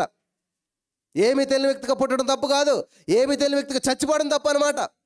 ఇదే హైదరాబాద్ పట్టణంలో కొద్దిలోకి ఇంటర్నెట్ అంటే తెలియదు మనకి, కనీసం ఫోన్ ఎలా చేస్తారో ఎలా ఎత్తుతారో కూడా తెలియదు నాకు అసలేని. అలాగే చచ్చిపోతే చాలా తప్పది. కానీ నేను అలా లేని, ఇప్పుడు నాకు దేవుడు విపరీతమైన నాలెడ్జ్ ఇచ్చాడు. దాంట్లోనూ ఆ ఫోన్స్లోనైతేనేమి, ఇంటర్నెట్లో అయితేనేమి, ఈ లైవ్లు అన్నీ కూడా దేవుడు మహాకృపను బట్టి వాటిని నేర్చుకోవటానికి అనేక మందిని దేవుడు ఇచ్చాడు, నేర్చుకునే సామర్థ్యాన్ని ఇచ్చాడు. హల్లెలూయా, హల్లెలూయా. చనిపోయేంత వరకు నేర్చుకుంటూనే ఉండాలి నువ్వు. అది భక్తి అయినా అవ్వచ్చు, ఏదైనా అవ్వచ్చు, ప్రతిదీ కూడా నేర్చుకుంటూనే ఉండాలి. అయిపోయింది అనుకోవద్దు, కామ ఉండాలి తప్ప పునిష్టం ఉండకూడదు నీ జీవితంలోను. ఆమేన్, ఆమేన్. ఒక బిజినెస్ చేస్తున్నా, లేకపోతే నువ్వు తల్లిగా ఉన్నా, లేదా ఏదైనా సరే ఇక్కడతో అయిపోయింది అనుకోద్దు ఎప్పుడు కూడాను. ఇంకా చాలు నా జీవితం సాధించానని సాటిస్ఫాక్షన్ అవ్వద్దు ఎప్పుడు కూడాను. పాలయంగచ్చి గారి చర్చలు అంట 1000 మంది వస్తే బాగా ప్రార్థన చేశారంట. 1000 మంది అంట. అమ్మయ్య అనుకోలేదనా, అరే 1000 మంది వచ్చారు ప్రార్థిస్తేనే 10,000 మంది ఎందుకు కారు, థ్యాంక్ యూ జీసస్ 10,000 మంది చేస్తామని ప్రార్థన చేస్తే 10,000 మంది అవ్వరంట. ఆగిపోవచ్చు కదా అక్కడితోటి. అరే 1000 నుంచి 10,000 అయిందంటే 1,00,000 ఎందుకు కాదు, 1,00,000 మంది ఇచ్చినందుకు వందనాలు వేస్తే థ్యాంక్ యూ జీసస్ అని ప్రార్థన చేస్తే 1,00,000 మంది ఎవరంట. అరే 1,00,000 మంది అయితే 10 లక్షల మంది కదా. చూసారా, చెట్లు ఎప్పుడు కూడా చచ్చిదాకా పెరుగుతాయంట. చెట్లను చూసి పాఠాలు నేర్చుకోవాలి మనం. ఎంత ఎదిగినా కూడా ఒదుగుంటాయంట చెట్లు. మనం అబ్బో ఇప్పుడు ఇలాగొచ్చామా, నెక్స్ట్ టైం కొంచెం డెవలప్ చెందామనుకోండి, అంతే ఇంకా మాట్లాడమే ఎవరితోటి. ఒక తల్లిగారు వచ్చారు, మీ మధ్యలో కూర్చున్నారు, చాలా దూరం నుంచి వచ్చారు. వాళ్ళ ఇంట్లో చాలా ప్రతికూల పరిస్థితులు, చాలా భయంకరమైన పరిస్థితులు. 3 సంవత్సరాల బట్టి లైఫ్ చూస్తారంట, కానీ ఎప్పుడు మనం కలిసే అవకాశం రాలేదంట. దేవుని మహాకృపను రోజు వచ్చి 2 నిమిషాలు మాట్లాడి, ఇలాంటి అవకాశం అసలు ఎక్కడా దొరకదు, అసలేని ఇంత డైరెక్ట్గా మీతో మాట్లాడుతాను అనుకోలేదు, ఇంత అవైలబిలిటీ ఉంటుంది అనుకోలేదు. ఒకనొకసారి మా ఇంట్లో చాలా ప్రతికూల పరిస్థితులు, నా చైన్ మిస్ అయిపోయింది ఇంట్లోను. ఏంటంటది? బంగారపు చైన్. వెంటనే మరి వస్తుంది, ఏ పాస్ట్కి ఇచ్చేసావో నువ్వు, ఎవరికి ఇచ్చేసావో నువ్వు? వెంటనే అనుమానం వచ్చింది. అది లేదు లేదు పడిపోయింది. నో, నువ్వు ఎవరికో ఇచ్చేసావు, ఏ పాస్టర్కో ప్రార్థన చేసి ఇచ్చేసావు అని అనుమానం అంతా ఎక్కడికి వెళ్ళిపోయింది. కానీ ఇవి చెప్పిన మాట ఎవరంటలేదంట. సడన్గా ఆ తలుపు ఏంటంటే డోర్ ఎత్తుంటే పడతలేదంట. ఎంత డోర్ వేసినా తలుపు పడతలేదంట. ఎందుకు పడతలేదని చెప్పి ఏం చేశారంట, ఆ కార్పెంటర్ని పిలిపించి ఆ డోర్ ప్రాబ్లం ఏంటని చూద్దామని చెప్పి చూస్తుంటే ఆ ఇరుకులో ఈ గొలుసు ఉన్నదంట. హల్లెలూయా, చప్పట్లు కొట్టి దేవుని నామమును మహిమపరచండి. హల్లెలూయా. ఇది ఓ సాక్ష్యమేనా? మరి సాక్ష్యం అక్కడ జీవితాలు ఏమైపోతున్నాయి, చల్లాచెదురైపోతున్నాయి. నిజంగా అది లేదనుకోండి, ఎంత అనుమానానికి దారితీస్తుంది. వాళ్ళు ఎన్ని ఊహాగానాలు చేశారు. ఇది మానేసేసి ఏం చేస్తారు, చైన్ దొరికితే కూడా సాక్ష్యమా, చైన్ కోసం కూడా సాక్ష్యమా? వాళ్ళ జీవితంలో సాక్ష్యాలు ఉన్నాయి ఎప్పుడు కూడా. వాక్యాన్ని మాత్రం అలా చెప్పుకుంటూ వెళ్ళిపోతారనమాట. వాక్యం లేనటువంటి సాక్ష్యం, ప్రియులు గమనించాలి, సాక్ష్యం లేనటువంటి వాక్యం ఉప్పు లేని కూర లాంటిది అనమాట. కూర అంటే కానీ ఉప్పు లేకపోతే రుచి పచ్చి ఉండదు. ఈరోజు చాలా జీవితాలు ఏంటంటే సాక్ష్యం ఉండదు, వాక్యమే వెళ్ళిపోతుంటుంది అనమాట. కానీ దేవుడు ఎక్కడికి వెళ్ళినా కూడా అనేక మంది జీవితాల్లో అద్భుతాలు జరుగుతూ వచ్చాయి. దేవుని నామానికి మహిమ కలుగును గాక. హల్లెలూయా, హల్లెలూయా. కాబట్టి ఈ రోజున ఈ మాటలు వింటున్న ప్రియమైనటువంటి సహోదరి స్నేహితులు, నీ జీవితంలో అద్భుతాలు చేయడానికి దేవుడు ఎప్పుడు సిద్ధమే. నువ్వు ఎక్కడున్నా సరే, ఏ స్థితిలో ఉన్నా సరే, ఎటువంటి పరిస్థితిలో ఉన్నా సరే, నీవు నాకు మొర్రబెట్టి నేను నీకు ఉత్తరం ఇస్తాను, శ్రమలో నీకు తోడుగా ఉంటాను, నిన్ను విడిపిస్తాను, నిన్ను గొప్ప చేస్తాను. ఆమేన్. శ్రమలు వచ్చినప్పుడు నాకు ఎవరు లేరు అన్నది. శ్రమలో నా యేసే నాకు తోడుగా ఉన్నాడు, నన్ను విడిపిస్తున్నాడు, నన్ను గొప్ప చేస్తున్నాడు అని మనం నమ్ముదాం. ఈ సమయంలో మరి ఇక్కడ అవ్వమ్మ గారు చూసినట్లు ఇది ఏం చేశారంట, ఏం చేసిందంటండి ఆవిడ? పండు తిన్నదంట. ఇది చాలాసార్లు చెప్పాను, మళ్ళీ ఒకసారి చెప్తాను నేను. మరి అవ్వమ్మ గారు పండు తిన్నప్పుడు ఆదమ్మ గారు ఎక్కడున్నారు? ఎక్కడున్నాడు? పక్కనే ఉన్నాడా? మరి పక్కనే ఉంటే తప్పు చేస్తుందని భార్య అలా చూస్తున్నాడా బొమ్మలాగానా? చెప్పాలి కదా అది తప్పు, తినకూడదని. ఎక్కడున్నాడు? ఐ థింక్ ఆయన ఉన్నాడో లేదో తెలియదు. కానీ ఈ ఆదాము గారు వచ్చేసరికి అవ్వమ్మ గారు తినేసి ఏం చేసింది? భార్య కదా, ఆవిడ తినకుండా ఆకుండా ఇంకో 4 పళ్ళు కోసి రెడీ పెట్టుకుని ఉన్నదనమాట. రెడీ పెట్టుకుంటే ఏంటి అని అడిగాడు అనమాట. అడిగితే ఇదిగో ఇలాగా పలానా పళ్ళు తింటే మనకు జ్ఞానోదయం వస్తుంది, ఇలాగా చెప్పాడు సైతాన్ గాడు అని చెప్తే, అప్పుడు ఏం చేయలేనా, ఎందుకు తప్పు చేసావు, ఇలా చేసిన తప్పు కదా, దేవుడు తినొద్దని చెప్పాడు కదా అని చెప్పి ఆయన ఏం చేసలే, ఆవిడ చేపట్టించి దేవుడి దగ్గర తీసుకెళ్ళాలి కదా. అలా చేయకుండా ఆయన కూడా పండు తినేసాడు. తెలిసి తిన్నాడా, తెలియక తిన్నాడా? చెప్పాలి. తెలిసే తిన్నాడు. తెలిసి చేశాడు, తెలియక చేశాడా? మరి తెలిసి ఎందుకు చేశాడు? ఇప్పుడు పండు తింటే పాపం అని తెలుసు, మరి ఎందుకు చేశాడు? గమనించాలి, ప్రతి దాంట్లో 2 ఆదాములు ఉంటారు. మొదటి ఆదాము, కడపటి ఆదాము. ఈ మొదటి ఆదాము ఎవరికి సాదృశ్యం? కడపటి ఆదాముకి సాదృశ్యం. ఇక్కడ ఆదాము గారు ఏం చేశాడంటే, ఇప్పుడు ఎవరామే? భార్య. ఏం చేసిందామే? ఏం చేసింది? అదే తప్పు చేసింది. మీరు పెళ్లి చేసుకున్నారు కదా అందరూ. పెళ్లి రోజు ఒక ప్రమాణం చేస్తారన్నమాట. ఏమని? కలిమి యందును లేమి యందును నీతో కలిసి ఉంటాను, నీకు శ్రమ వచ్చిందని చెప్పి నేను విడిచిపెట్టి వెళ్ళిపోను కదా. కానీ మనకి ఇప్పుడు యూట్యూబ్లో ఫేస్బుక్లో అన్నీ చూసి ఏం చేస్తారు, నేను అతనికి శ్రమల్లో తోడుగా ఉన్నాను, అతని కష్టకాలంలో తోడుగా ఉన్నాను, కానీ ఇప్పుడు అని హ్యాండ్ ఇచ్చి ఇంకో కావం చేసుకున్నాడు. ఇదే స్టోరీ నడుతుంది అక్కడ చూసినాను కదా. కానీ మన దేవుడు అట్లాంటోడు కాదు, మన దేవుడు మంచోడు. కాబట్టి ఆదాం కూడా మంచోడే. ఏం చేయడు తెలుసా? ఈమె ఎవరు? నా ఎముకలో ఎముకనా? ఎముకొట్టి తీశాడు దేవుడు. ఏమంటున్నాడు? మాంసంలో మాంసం. మరి మాంసం తీసినట్టు చెప్పలేదు కదండి. వాళ్ళ ఇంటికి వెళ్తే అన్నం పెట్టారంటే కూర లేకుండా పెడతారు ఎవరన్నాను? ఏమా ఇప్పుడు మీ ఇంటికి పెట్టి నన్ను అన్నం పెట్టారు, భోజనం పెట్టారంటాను, కూర పెట్టలేదని అడిగితే ఎలా ఉంటుంది? కలిపే కదా. కాబట్టి ఆదాములు ఎముక తీసాడంటే మాంసం తీసినట్టే కదా, మాంసం తీసినట్టు లేదు అక్కడ. కానీ ఆయన ఏమంటాడు? నా ఎముకలో ఎముక మాంసంలో మాంసమా. హల్లెలూయా. అంటే ఏం చేశాడు? మొత్తం ఆదాములో పార్ట్లన్నీ చేశాడు అనమాట అవ్వమ్మ గారిని. ఇది గమనించినట్టు ఆదాం గారు ఏం చేశాడు? ఈమె ఎవరు? నా ఎముకల ఎముక, మాంసంలో మాంసమా. ఈమె నా కోసం చేయబడింది కాబట్టి, ఈమె తప్పు చేసింది కాబట్టి, ఈమె పాపం చేసింది, ఈమె పాపాత్మురాలు అయిపోయింది, నేను పరిశుద్ధిని. గెట్ అవుట్ ఫ్రమ్ హియర్, నీకు నాకు సంబంధం లేదు అన్నాడా? అనలేదు. ఏమంటున్నాడు అనమాట? ఇప్పుడు ఈమె ఒంటరి అయిపోద్ది, ఈమె పాపాత్మురాలు, నేను పుణ్యాత్ముని, పరిశుద్ధుని. కాబట్టి ఇద్దరం ఎలా ఉండాలంట? ఏక శరీరం అన్నాడు కదా దేవుడు. ఇద్దరం ఏకమై ఉండాలి కదా అని చెప్పి ఏం చేయడంట? దేవుడు వచ్చేసరికి ఈమె ఒంటరిగా అయిపోతుంది, ఈమెకు అండెవరు లేరు, ఈమె ఇన్నాళ్ళు నాకు తోడుగా ఉంది కాబట్టి ఈవిడికి నేను తోడుగా ఉండాలని ఏం చేయడంట? కావాలని చెప్పే ఆదాం గారు పండు తిని ఈయన కూడా పాపిగా మార్చబడ్డాడంట. మరి పాపిగా మార్చబడ్డాడు అయితే దేవుడు వచ్చినప్పుడు ఏమన్నాడు? ప్రభా నాకేమీ తెలియదు, అంతా ఈమె చేసిందని నేరం ఆవిడ మీదకి ఎత్తన్నాడు. ఎందుకని అలా చేశాడు? ముందేమో కావాలని పండు తిన్నాడు, తర్వాత ఏమో నాకేం తెలియదు ఈవిడ అంటున్నాడు. ఎందుకని అలాగన్నాడు? పండు తినక ముందు ఆ యొక్క స్వభావం ఏంటంట? పరిశుద్ధుడు, దేవుని స్వభావం ఉంది. పండు తిన్న తర్వాత ఏం స్వభావం వచ్చిందంట? పాపాత్ముడు అయిపోయాడు, సాతానుగడి స్వభావం వచ్చేసింది, నేరారోపణ చేసే స్వభావం వచ్చేసింది. కాబట్టి ఇప్పుడు దేవునికి వ్యతిరేకంగా ఉన్నాడు కాబట్టి అందుకని నాకేం తెలియదు, ఈమె చేసింది అంతాను, ఈమె తినమంటే తిన్నానని చెప్పి నేరానంతా ఆమె మీదకు తోసేశాడు. సో సరే, ఈ స్టోరీ అంతా అర్థమైంది కదా. అందుకని ఆదాము పండు తిని ఆదాము కూడా పాపగా అయ్యాడు. అప్పుడు దేవుడు వాళ్ళిద్దరిని పంపించేసాడు, ఒక్కరిని పంపించలేదు. దేవునికి దూరం అయిపోయారు. అక్కడ వదిలేడు దేవుడు? లేదు. వాళ్ళు దేవునికి దూరం అయ్యారు కాబట్టి మళ్ళా దేవునికి దగ్గర అవ్వాలంటే ఏ వృక్ష ఫలాలు అయితే తినకుండా దేవుడు తోసేసాడు. ప్రకటన గ్రంథంలోకి వెళ్ళినప్పుడు ఏం చేస్తాడు దేవుడు? జయించు వానికి జీవవృక్ష ఫలాలు భుజింపనిస్తాను. హల్లెలూయా, హల్లెలూయా. మళ్ళా వాళ్ళ కోసం దేవుడు వచ్చి వాళ్ళకి క్షమాపణ ఇచ్చి వాళ్ళని దగ్గరగా స్వీకరించి యోహాను సువార్త 1:12 ప్రకారం ఎందరో ఆయన అంగీకరించారు వారందరికీ దేవుని పిల్లలయ్యే అధికారాన్ని ఇచ్చి ఉన్నాడు. హల్లెలూయా, హల్లెలూయా, హల్లెలూయా. ఈరోజు నువ్వు నమ్మినట్లయితే చాలు, దేవుని బిడ్డగా నువ్వు స్వీకరించబడతావు. దేవుని యొక్క ఆస్తి నీది అవుతుంది అనమాట. దేవునిదంతా మనదే, మనం దేవుని బిడ్డలుగా ఉన్నాం, దేవుని యొక్క ఆస్తి మనదే. ఇప్పుడు నా బిడ్డలో, నా కారు ఉందంటే నా బిడ్డలకి కొనుక్కోవాలలో, నా ఇల్లు అంతా నా బిడ్డలు ఏమన్నా దాంట్లో సంపాదించాలి ఏమన్నాను? ఏం అసలు నాదంతా ఆటోమేటిక్గా వాళ్ళకే చెందిపోతుంది అనమాట.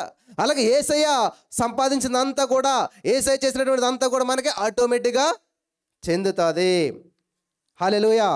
కాబట్టి మన దేవుడు సంపన్నుడు, మన దేవుడు గొప్పవాడు అని నేను చెప్పాను అనుకోండి, చాలామంది ఏమంటారంటే అది నమ్మరు అనమాట. నో, నేను కష్టపడాలి, పైకి రావాలి, సంపాదించాలి, అంతే. నేనేం నమ్ముతానంటే వాక్యం నమ్ముతాను. వాక్యం చేయాల్సింది తెలుసా? మీరు కట్టని ఇళ్లను స్వతంత్రించుకుంటారు. నేను సిమెంట్ పట్టుకొని ఇటుక పట్టుకొని పని చేయను, ఏమి చేయను, చెమట పడుతున్నాను, కానీ కట్టని నేనేం చేస్తానంట? స్వతంత్రించుకుంటాను. హల్లెలూయా. నేను నాటని చెట్ల ఫలములు నేను భుజిస్తాను. ఆమేన్. ఆమేన్ అంటే మీకు కూడా అది వర్తింతుంది. లేకపోతే మీరు అలాగే వింటూ ఉన్నట్లయితే వినటి మట్టి విందిరే కానీ గ్రహించరు. కాబట్టి ప్రతి వాక్యం ఏం చేయాలంట? రిసీవ్ చేసుకోవాలి, పట్టుకోవాలన్నమాట. ఎస్, ఈ మాట నా కోసమే. In the name of Jesus I'm believing, I'm receiving. నేను నమ్ముచున్నాను, నేను పొందుకుంటున్నాను. ఆమేన్, ఆమేన్, హల్లెలూయా. ఇక్కడ ఇంకొక విషయాన్ని నేను చెప్తాను. ఇప్పుడు ఆదాము గారు ఏం చేశారంటండి? ఎవరి కోసం? అవ్వమ్మ గారి కోసం తిన్నాడు, అవ్వమ్మ గారి కోసం పాపం చేశాడు, అవ్వమ్మతో కలిసి ఉండటం కోసం. అవ్వమ్మ ఒంటరిగారు అయిపోతుందని చెప్పేసి ఒంటరితనంలో విడిచిపెట్టలేక దేవునికి దూరం అయ్యాడు. ఆ విధంగా మళ్ళా దేవుడు చేసినటువంటి కార్యాన్ని బట్టి మళ్ళా దేవునికి దగ్గరయ్యారు. ఇక్కడ గమనించాలి, యాసావు జ్యేష్ఠత్వాన్ని కోల్పోవడానికి కారణం తిండి. అదే తిండి. ఆదాము అవ్వలో పాపం చేయడానికి కారణం తిండి. సో రెండవ ఇంకొక విషయం నేను చెప్తాను. మత్తయి సువార్త 4వ అధ్యాయం, మత్తయి సువార్త 4వ అధ్యాయం చూసినట్లయితే, అప్పుడు యేసు అపవాది చేత శోధించబడి ఆత్మల అరణ్యంలో కొనుపోబడెను. 40 దినములు 40 రాత్రులు ఉపవాసం ఉండిన పిమ్మట ఆయన ఆకలి కొనగా. ఉపవాసం ఉన్న తర్వాత మొట్టమొదటి ఏం వేస్తుంది అంటే మనకి? చెప్పండి. అయ్యో దేవుడు దేవుడు అంటుంటారు కానీ ఆకలి ఎత్తది అందరికీ. ఉపవాసం ఉన్నప్పుడు కూడా ఎప్పుడు ఆ 21 రోజు అవుతుందా, లేకపోతే లాస్ట్ రోజు ఎప్పుడు వస్తుందా, మంచిగా తినేద్దామా, ఇదే ఆలోచన ఉంటుంది అందరికీ. జనవరి నెల ప్రతి సంవత్సరం ప్రథమ ఫలం దేవునిది అంటాం కదా. మరి దేవునిది అంటే ఏంటి? ఇక్కడ శుభ్రంగా తిని పడుకోవడం కాదు, ఉపవాసం. చెప్పండి అందరూ. జనవరి 1 మంచి బిర్యానీ తెచ్చుకోకుండా జనవరి 1వ తారీఖు నుంచే 21 డేస్, కనీసం 21 డేస్ ఉపవాసం ఉండాలి. ఇదేం ఫోర్స్ కాదు అని మేము తీర్మానం చేసుకున్నాం. ఆ 21 days మేము నాన్ వెజ్ తెచ్చుకోకూడదు, మా ఇంట్లోకి ఉపవాసం ఉండాలి, దేవునికి సమర్పించుకోవాలి, దేవునితో గడపాలి, ఏ మీటింగ్లు ఉండవు, ఎక్కడికి రాము, ఇంట్లోనే ఉంటాం. ఇది మా డెసిషన్. సో మీరు కూడా ఎక్కిపోతే చాలా మంచిది. ఎవరిని ఫోర్స్ చేయట్లేదు. దేవుడు ఏం చేస్తాడంట, దినమెల్లా ఆయన చేతులు చాపుతాడండి, అంతే. నిన్ను పట్టుకుని లాక్కున్నాడు అనమాట. నువ్వు ఆ చేతుల్లోకి వచ్చావనుకో, మహోన్నతుని చోట నివసించేవాడు సర్వశక్తి నీడను రెస్ట్ విశ్రమింతాడు. నువ్వు కష్టపడవలసిన అవసరం లేదు ఆయన చేతుల కిందకు వస్తేని. 1 Petrus 5:6 తగిన సంబంధం ఆయన మిమ్మల్ని హెచ్చించే రీతిగా ఆయన బలిష్టమైన చేతి కింద దీన మనసుకులో ఉండండి. హల్లెలూయా, హల్లెలూయా, హల్లెలూయా. కాబట్టి ఇక్కడ ఖచ్చితంగా మీరు ఏం చేయాలంట, లేచిన వెంటనే మొట్టమొదటి సమయం 1 గంట సేపు ఎలాగైతే దేవునితో గడుపుతున్నారు, సంవత్సరంలో మొట్టమొదటి నెల అయినటువంటి జనవరి నెల అంతా కూడా ఏం చేయాలంట, దేవునికి సమర్పించుకోండి. బ్రదర్ మాకు పని చేయకపోతే ఎలాగా, మరి ఇది ఎలాగా, అది ఎలాగా అని అంటారా, చేసుకోండి. కానీ ఏం చేయాలంటే ఖచ్చితంగా లేచిన వెంటనే దేవుని సందులో గడిపిన తర్వాత, మేమైతే మార్నింగ్ నుంచి మనకి ఈవినింగ్ లైవ్ అవుతుంది కదా, 3:30 4:30 అవుతుంది కదా, 5 వరకు మీరు ఫాస్టింగ్ ఉండండి. ఒకవేళ అంతగా ఉండలేనటువంటి వారు అయితే 5 o'clock మీరు భోజనం చేయొచ్చు. లేదు ఒక మీల్ని స్కిప్ చేసుకోండి. ఇలాగా ఏదో నేను అప్పుడు రూల్స్ మళ్ళీ చెప్తాను. కానీ ఖచ్చితంగా ఏం చేయాలంట, ఫుడ్కి దూరంగా ఉంటే గాడ్కి దగ్గరే అవుతాను అనమాట. ఫుడ్ గాడ్ చూడండి, 2 ఏదో ఒకటి చూస్ చేసుకోవాలి. నువ్వు 2 చూస్ చేసుకుంటే సెట్ అవుతుంది అనమాట. ఏం చేయాలి, ఆహారానికి దూరంగా ఉంటే ఆత్మీయతలో వర్ధిల్లుతాము. హల్లెలూయా, హల్లెలూయా. అందుకనే ఈ మెసేజ్ చెప్పేటప్పుడు ఎప్పుడన్నా కూడా నేను 90% ఏం చేస్తానంటే ఫుడ్కి చాలా దూరంగా ఉంటాను అనమాట. నేను మెసేజ్ అయిన తర్వాత తింటాక ప్రయత్నం చేస్తుంటాను ఎప్పుడు కూడా. అప్పుడు దేవుడు అద్భుతంగా పనిచేస్తాడు. దేవుని యొక్క కార్యాలు అద్భుతంగా మనం వివరించగలుగుతాం. ఎందుకంటే ఎప్పుడైతే తిన్నామో మొత్తం ఆవరిస్తుంది మనల్ని. కళ్ళు మందమైపోతుంటాయి అనమాట, మనుషులు కనపడరు అనమాట కదా. మీకు కూడా శుభ్రంగా తినేసి కూర్చున్నారు అనుకోండి, తినేసాక బైబిల్ చదువుతారు అనుకున్నారు అనుకోండి, ఏమవుతుంది, ఏం కనపడవు ఇంకా అసలేని. అంతా లికేసినట్టుగా గందరగోళం కనిపిస్తుంది అనమాట. అదే ముందే ఈ పని చేశారనుకోండి, మనస్ఫూర్తిగా భోజనం చేసి పడుకోవచ్చు. కాబట్టి ముందు దేవునికి సమయాన్ని ఇవ్వండి, ఏదైనా సరే, అప్పుడు అద్భుతాలు మీరు చూడగలుగుతారు. హల్లెలూయా. చూడండి, యేసుక్రీస్తు ప్రభువు ఉపవాసం ఉన్న పిమ్మట ఏం చేశాడంట, ఆయన ఆకలేసిందంట. ఆకలేస్తే ఏమైందో చూద్దాం మనం. ఆకలి కొనగా ఆ శోధకుడు ఆయన దగ్గరకు వచ్చి, నీవు దేవుని కుమారుడు అయితే ఈ రాళ్ళు రొట్టెలగినట్లు ఆజ్ఞాపించుము. హల్లెలూయా. ఎవరికి కావాలి రొట్టెలు? సైతాన్ గడిగా, ఈ రాళ్ళని రొట్టెలు చేసుకుని నువ్వే తిను, నువ్వు దేవుడు కదా. ఈరోజు మీతో పాటు ఈ మాటలు అంటున్నారు చాలామంది. నువ్వు దేవుడు నమ్ముకున్నావు కదా, నీకు ఎందుకు వచ్చించారు? నువ్వు దేవుడు నమ్ముకున్నావు, నీకు ఎందుకైంది యాక్సిడెంట్? నువ్వు దేవుడు నమ్ముకున్నావు, ఎందుకు వచ్చింది నీకు సమస్య? దేవుడు ఈ రోజున ఒక మాట చెప్పాడు, యోహాను సువార్త 16:33లో, ఈ లోకంలో మీకు శ్రమ సంభవించును, కానీ ధైర్యంగా ఉండండి. హల్లెలూయా. ధైర్యమే సాహసం. నువ్వు ధైర్యంగా ఉండే ప్రతి సమస్యను జయిస్తావు. ఆమేన్. అందరూ కూడా తుఫాను చూసి గందరగోళం అయిపోయారంట. యేసు ప్రభువు నిద్రలోంచి లేచి ఏం చేయడంట, ధైర్యంగా గద్దిస్తాడు. ధైర్యం ఉన్నవాడు గద్దిస్తాడు, భయమేసినాడు పారిపోతాడు. అంతే కదా. దావీదు అన్నదమ్ములందరూ పరుగు గుడారాల్లోకి. కానీ దావీదు ఏం చేశాడంట, రా చూసుకుందాం అన్నాడంట. ధైర్యం ఉన్నవాడికి దమ్ముతో సంబంధం లేదు. ఏంటంటే కొంతమంది కుక్కలను పెంచుకుంటుంటారు, అది మహా ఉంటే గుప్పుడు ఉండదు, అస్సలు దాన్ని పట్టుకోవడం ఎవరిదాని కాదనమాట. ఆ యజమాని చేతిలో ఈ చైన్ అంతా పట్టుకుని ఉంటాడు కదా, ఆ చైన్ పట్టుకున్నంత చేపది ఇంకా దాన్ని పట్టుకోవటం అస్సలు అది ఇలాగ ఎగురుతుంటుంది అనమాట. అవతల కుక్క చూస్తే ఎంత ఉంటుంది అనుకుంటున్నారు, ఒక చిన్నపాటి దూడంత ఉంటుంది అవతల కుక్క. దాన్ని ఇది ఏం చేస్తారనుకో మరి తెలియదు, కానీ యజమాని ఉత్తలు దాని సంగతి నేను చెప్తాను అన్నట్టుగాను ఎగురుతూనే ఉంటుంది అనమాట. పొరపాటు నేను వదిలేడు అనుకోండి, దాని నోట్లోకి వెళ్ళిపోయి ఇది కనపడదు కూడా అనమాట, అంత ఉంటుంది. మరి ఎందుకు ఇలాగ ఎగురుతుంది అని చూసినట్లయితే, పొరపాటున చైన్ వదిలేడు అనుకోండి, అది ఏం చేస్తుంది, గిర్రం తిరిగి వచ్చి వెనకాల వచ్చి ఉంటుంది అనమాట. ఎవరి వెనకాల? యజమాని వెనకాల. నేను నిన్న యూట్యూబ్లో ఒక వీడియో చూసాను అనమాట. అద్దం అవతల ఉందన్నమాట, పెద్ద కుక్క. అద్దం ఇతల ఉంది, ఇంత గుప్పిడంత కుక్క. ఏం చేస్తుంది అనుకున్నారు, ఇది భయ్ అని అరుస్తుంది అనమాట. ఆ యజమాని వచ్చి ఏం చేశాడు, అద్దం ఇలా తీశాడు, అంతే ఇలా పడుకుందనమాట, అది చచ్చిపోయినట్టు. నిజంగాను అంటే నిజంగా వాస్తవం అదంతా కూడా. మనం కూడా ఏం చేస్తామంటే చాలామంది ఎగురుతూ ఉంటారన్నమాట. ఏంటి నీ ధైర్యం అంటే, దావీదుని అడిగితే ఏంటి నీ ధైర్యం అంటే, రా పీసులు చేస్తాను, నేను చంపేస్తాను, లేపేస్తాను అన్నవాడు ఏమన్నాడు తెలుసా, వచ్చేస్తుంటే గొలియతు యుద్ధం యెహోవాది అన్నాడు అన్నమాట. హల్లెలూయా. ఏమన్నాడు, యుద్ధం యెహోవాదే, నా ధైర్యము, నా బలము, నా ఆశ్రయము, నా సమస్తం ఎవరంట, నా దేవుడు. హల్లెలూయా. యెహోవాను బట్టే ధైర్యం తెచ్చుకోవాలంట. యెహోవాను బట్టి ధైర్యం తెచ్చుకోవాలంట. కాబట్టి నన్ను కూడా చాలామంది అన్నమాట, ఏంటి నీ ధైర్యం, అంత పెద్ద ఇంట్లోకి వెళ్ళిపోతున్నావు, ఎలా కడతావు రెంట్? నాకేం సంబంధం లేదు, నేను వెళ్తున్నాను అంతే. అడుగుపెట్టు ప్రతి స్థలము నాదే. హల్లెలూయా. నా అండర్లోకి రావాల్సిందే, నా అనుమతి లేకుండా ఏది జరగదు. కాబట్టి నా యేసయ్య నాకేమిచ్చాడు? అధికారం ఇచ్చాడు. హల్లెలూయా. ఆదికాండం 1:20 దేవుడు చెప్తున్నాడు అనమాట. ఏమని? చదువుదాం. నోటి మాట్లాడుకుంటున్న చాలామంది నమ్మట్లేదు ఇవన్నీ కూడా. నమ్మరు. నమ్మువారి వలన ఈ సూచక్రియలు జరుగుతాయి. నువ్వు నమ్మవు, నీ వల్ల ఏ సూచక్రియ జరగదు. నేను నమ్ముతాను, నా వల్ల అన్నీ జరుగుతాయి. హల్లెలూయా. హల్లెలూయా. ఆదికాండం 1:8 దేవుడు వారిని ఆశీర్వదించి ఎట్లనగా మీరు ఫలించి అభివృద్ధి పొంది విస్తరించి భూమిని నిండించి దానిని లోపరుచుకొనిడి. హల్లెలూయా. హల్లెలూయా. మీకు కరెంట్ లోపడుతుందా? మీకు గాలి లోపడుతుందా? మీకు ఇల్లు లోపడుతుందా? మీకు ప్రజలు లోపడుతున్నారా? మీకు సమస్య లోపడుతుందా? ఎలా బ్రదర్? ఎలాగంటే ఇంకా అంతే, ఇంకేం అర్థం అవ్వలేనట్లు లెక్క మాట మీకు. ఇక్కడ దేవుడు చెప్తున్నాడు లోపరుచుకోండి అని దేవుడు చెప్పాడంతే. బిల్లీ గ్రహం గారు అన్నారంట, బైబిల్లో యోనా అని చేప మింగేసినని రాయబడి ఉంది, కానీ ఒకవేళ యోనా అనే తిమింగలాన్ని మింగేశాడని రాసుంటే ఒక్క క్షణం కూడా ఆలోచించకుండా నమ్మెత్తాను నేను అన్నారట. బిల్లీ గ్రహం గారు అంటే కొన్ని కోట్ల మందిని దేవుని నడిపించాడు ఆయన. ఏమన్నాడైనా? యోనా అని చేప మింగింది, కామన్ అది కదా. ఇంత మనిషిని ఈ బిల్డింగ్ అంత చేప మింగేసిందంటే ఏముంది, అందులో ఏం పెద్ద గొప్పతనం లేదు. కానీ ఇది రివర్స్లో బైబిల్లో అది ఎలాగన్నది మనకు అనవసరం. యోనా అనే చేపను మింగేశాడు అని ఉందనుకో, నేను కళ్ళు మూసుకుని నమ్మేస్తాను, ఇంకా దాన్ని క్వశ్చన్ చేయను, ఆలోచించిన అన్నాడంట. హల్లెలూయా. అది నమ్మకం అంటే. ఎలా బ్రదర్, ఎలా జరుగుతుంది? నమ్ముడు నీ వల్ల అయితే నమ్మవానికి సమస్యలు సాధ్యమా? సమస్యలు కాదు, సమస్తము సాధ్యమే. నువ్వు ఏది అనుకుంటే అది చేయగలుగుతావు. హల్లెలూయా. హల్లెలూయా.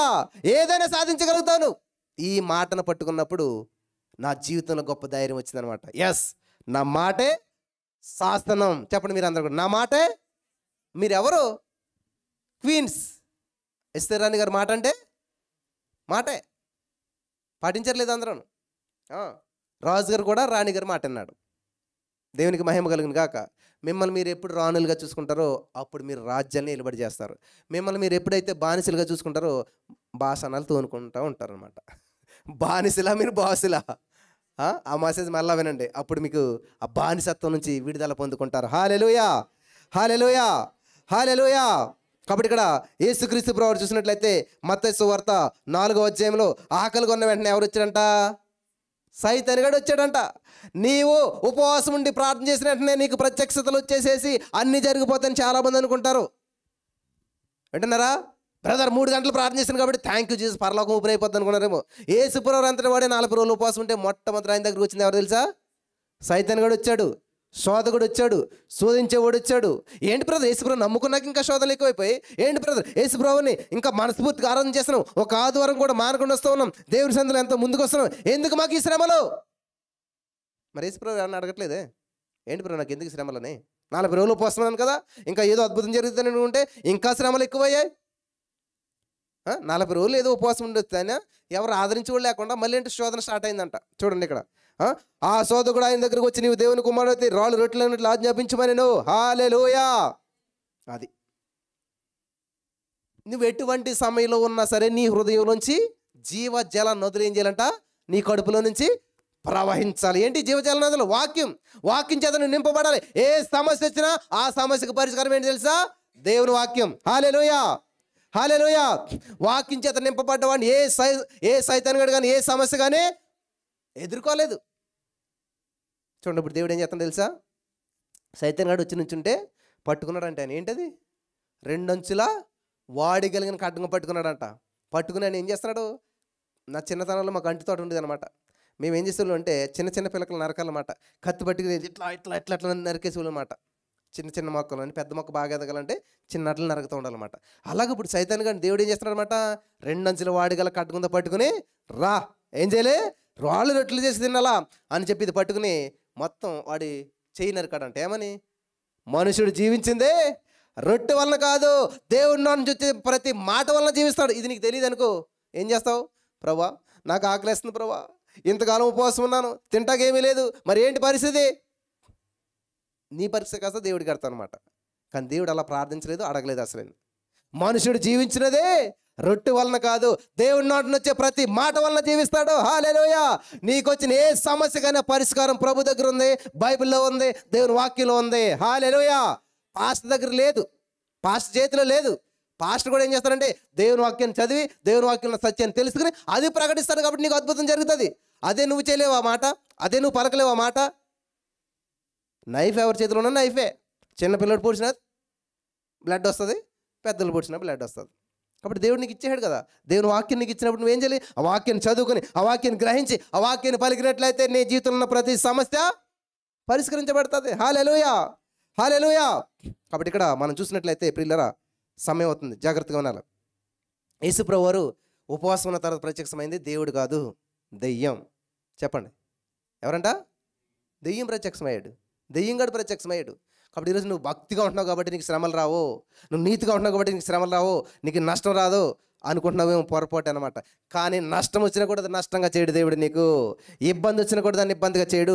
నీకు సముద్రం అడ్డొచ్చినా కానీ అది నిన్ను ఆటంకపరచదు. ఆ మార్గం లేని చోట మార్గము, సముద్రంలో మార్గాన్ని సిద్ధపడి చేసి దేవుడు నిన్ను ముందుకు తీసుకెళ్తాడు. హల్లెలూయా.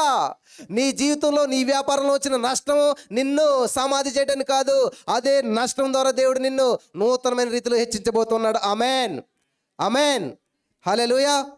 కాబట్టి ఇక్కడ యేసుక్రీస్తు ప్రభువు ఉపవాసం ఉన్నాడంట, శ్రమలు అనుభవించాడంట, శోధన అనుభవించాడంట. కానీ చివరికి ఏం చేశాడంట? ఆయన ప్రతి ప్రశ్నకు సమాధానం చెప్పాడంటే ఎలాగా? వాక్యంతో సమాధానం చెప్పాడు. చెప్పండి మీరంతా కూడా ఏం చేయాలంట? స్వస్థపరచు కాదు, ప్రార్థన చేయాలి. ఆరోగ్యంతో సమస్యలు వచ్చినప్పుడు 1 పేతురు 2:24 ప్రకారం యేసయ్య పొందిన దెబ్బల ద్వారా నేను స్వస్థత పొందేశాను. దేవుడితో కాదు నువ్వు చెప్పవలసింది, సైతాన్ గడితో చెప్పాలన్నమాట. దేవా నన్ను స్వస్థపరచు కాదు నువ్వు ప్రార్థన చేయటం. మరేం చేయాలి? సైతానా, నా యేసయ్య పొందిన దెబ్బల ద్వారా నేను ఆల్రెడీ స్వస్థత పొందేస్తాను. In the name of Jesus I'm healed by his stripes. యేసు నామములో నాలో ఉన్న రోగాన్ని, సమస్యను బయటకు పోమని ఆజ్ఞాపిస్తున్నాను. ఇది ప్రార్థన. అంతేగాని మళ్ళీ మోకరించి కన్నీళ్ళు కడిచి ప్రభు నన్ను స్వస్థపరచు బాగు చేయి అంటే అర్థం ఏంటి తెలుసా? మళ్ళీ ఒకసారి రా, నువ్వు సిలువెక్కు, దెబ్బలు తిను, మళ్ళీ నాకు స్వస్థది. ఈ ప్రాసెస్ జరగదు. వృధా ప్రయాస, వ్యర్థం అంతా కూడా. అంతే కదా, మేము ఎంతకాలం అలాగే ప్రార్థన చేస్తాం. ఏమని ప్రార్థన చేస్తాం? ప్రభు నన్ను స్వస్థపరచు. ఇదే ప్రార్థన. రాంగ్ అది.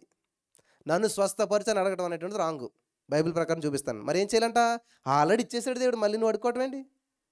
ఇప్పుడు నీకు ఏది కావాలో నీ చేతిలో ఉంది, మళ్ళీ నువ్వు అడుక్కుంటున్నావు అంటే ఎట్లా ఉంటుంది? కాబట్టి 1 పేతురు 2:24 ఎప్పుడు జరిగిందంటది? 2000 సంవత్సరాల క్రితం యేసుప్రభువు శిలువ మరణం పొంది స్వస్థత ఇచ్చి నీకు వెళ్ళిపోతే ఈ విషయం నీకు తెలియదు. సత్యం నిన్ను స్వతంత్రులుగా చేస్తుంది. హల్లెలూయా. కాబట్టి ఏం చేయాలి? నీకు వచ్చిన రోగం మీద నువ్వు అధికారం తీసుకోవాలి, రోపరుచుకోవాలి, ఏలుబడి చేయాలి. చాలాసార్లు చెప్తాను నేను సాక్షి, నేను ఎవరన్నా కనీసం మరి ఆ లెవెల్కి వస్తారని చెప్పి. నేను పైల్స్తో బాధపడేవాడిని. మరి వాష్రూమ్కి వెళ్తే విపరీతంగా బ్లీడింగ్ వెళ్ళిపోయేది. చాలా గందరగోళం ఉండే జీవితం అంతా. ఎన్నో తిరిగి నేను చేసిన కానీ బాగోలేదు. సత్యం నన్ను స్వతంత్రంగా చేసింది. ఏంటో సత్యమంతా? 1 పేతురు 2:24 యేసయ్య పొందిన దెబ్బలతో స్వస్థత పొందేశాను. అరే పొందేశానా? మరి నాకు ఎందుకు ఈ రోగం, ఎందుకు ఈ సమస్య? అప్పుడు చెప్పనమాట సైతాన్ గారు, హలో గుడ్ బాయ్, నాకు సత్యం తెలిసిపోయింది, నీ ఆటలు ఇంకా సాగో. యేసయ్య పొందిన దెబ్బలతో నేను స్వస్థత పొందేశాను, ఈ రోగంతో నాకు సంబంధం లేదు, ఈ సమస్యతో నాకు సంబంధం లేదు అని ఎప్పుడైతే నేను పలకడం ప్రారంభించానో దానికి నాకు విడాకులు అయిపోయి. హల్లెలూయా, హల్లెలూయా, హల్లెలూయా. చింతకు విడాకులు ఇవ్వండి, సంతోషాన్ని పెళ్లి చేసుకోండి. ఏం చేస్తారు? ఎంతమంది ఇస్తారు చింతకు విడాకులు? అమ్మో ఎవరో, మళ్ళీ చింతనే పెళ్లి చేసుకుంటారేమో లేకపోతే. కాబట్టి చింతకు విడాకులు ఇవ్వండి, సంతోషాన్ని పెళ్లి చేసుకోండి, చక్కగా జీవించండి. ఎప్పుడైతే నేనేం చేయను తెలుసా? నా రోగానికి విడాకులు ఇచ్చేసాను. నేను ఇంకా అవసరం లేదు, నాకు చాలు చేసిన కాపురం వినాలని చెప్పి ఎప్పుడైతే విడాకులు ఇచ్చానో మరలా నా జీవితంలో దానికి ఇంకా అవకాశం లేదు. Hallelujah, hallelujah, hallelujah. Thank you Jesus. దేవునికి మహిమ కలుగును గాక. హల్లెలూయా, హల్లెలూయా. కాబట్టి నేను సంతోషంగా ఉన్నాను, ఎప్పుడు సంతోషంగానే ఉంటాను. నా జీవితాంతం నేను సంతోషంగా ఉంటాను. ఏ వ్యాధి, ఏ రోగము, ఏ సమస్య, ఏ అప్పు నా డోర్ తాగటానికి కూడా అవకాశం లేదు. Amen, amen. I'm rich, I'm blessed, I'm more than conqueror. నేను అభివృద్ధి చెందిన వ్యక్తిని, నేను ఆశీర్వదించబడిన వ్యక్తిని, నేను అనేక మందికి దీవెనకరమైన వ్యక్తిని. ఆమేన్. నేను ఆరోగ్యవంతమైన వ్యక్తిని. ఆమేన్. చెప్పాలి మీరు కూడా అనేది. మీరు ఆరోగ్యవంతులు కాదా? అనారోగ్యవంతులా? అయితే మీరు ఈరోజు ఆరోగ్యవంతులు అవుదురు గాక. ఆమేన్. మీరు అప్పుల్లో ఉన్నారా? ఈ రోజు మీరు ఐశ్వర్యవంతులుగా మార్చబడుదురు గాక. ఆమేన్, ఆమేన్. హల్లెలూయా, అందరి దగ్గరికి వెళ్ళిన విధానం వేరు అన్నదంట ఆవిడ. ఎవరు? అన్నేసి చూడు నన్నేసి చూడు అన్నదంట. ఎవరు? ఉప్పు. నువ్వు అన్ని వేసుకుంటా వేసుకో, కానీ నన్ను వేసాక చూడు అన్నదంట. అలాగే మీరు అన్ని చోట్లకి వెళ్ళి చూడండి, కానీ నా దగ్గరికి వచ్చి చూడండి. అన్ని చోట్లకి వెళ్ళిన విధానం వేరు, కానీ నా దగ్గరికి వచ్చిన విధానం వేరు. హల్లెలూయా, హల్లెలూయా, హల్లెలూయా. కాబట్టి ఈ రోజున యేసుక్రీస్తు ప్రభువారు దమ్మున్నవాడు, వాక్యం ఉన్నవాడు. ఆయనే వాక్యం అసలేని. ఆ వాక్యానికి శరీరం ధరించుకుని వచ్చాడు ఆయన. హల్లెలూయా. కాడు ప్రతిదీ ఎలా చెప్తున్నాడు ఆయన? వాక్యానుసారంగా, వాక్యానుసారంగా మాట్లాడాలి, వాక్యానుసారంగా జీవించాలి, వాక్యానుసారంగా చేయాలి. ఎందుకంటే భూమి ఆకాశాలు గతించిపోతాయేమో, కానీ దేవుడి నుంచి వచ్చిన మాట అనగా వాక్యం నిరర్థకం కాదు. సున్నైనా పొల్లైనా తప్పిపోదంట. సున్నైనా పొల్లైనంటే అర్థమైందా? సున్నా అంటే ఇది, పొల్లు అంటే అరసున్నా అనస్తుంది పైన, అంటే అరసున్నా కూడా పొల్లిపోదంట. ఎంత క్లారిటీగా దేవుడు చెప్తున్నాడు. మరి ఎందుకని ఇంత వాగ్దానం తీసుకుంటారు? 66 సంవత్సరాలతో వాగ్దానం నెరవేరదు. 40 సంవత్సరాలు నడిచారు, ఎవడు సాధించుకున్నాడు? ఉపయోగం ఏంటి? 40 సంవత్సరాలు నడిచి చచ్చిపోరు అంతే. వాగ్దాన భూమిలో అడుగు పెట్టలేదు. ఈరోజు చాలామంది వాగ్దాన భుజాన్ని వేసుకుని నడుతూనే ఉంటారు. నేను భూమి మీద గొప్ప చేస్తాను, గొప్ప చేస్తున్నాడు. ఎప్పుడు ఆ గొప్ప చేస్తానన్న మాట తప్ప ఒక్క కార్యం ఉండదు వాళ్ళ జీవితంలో.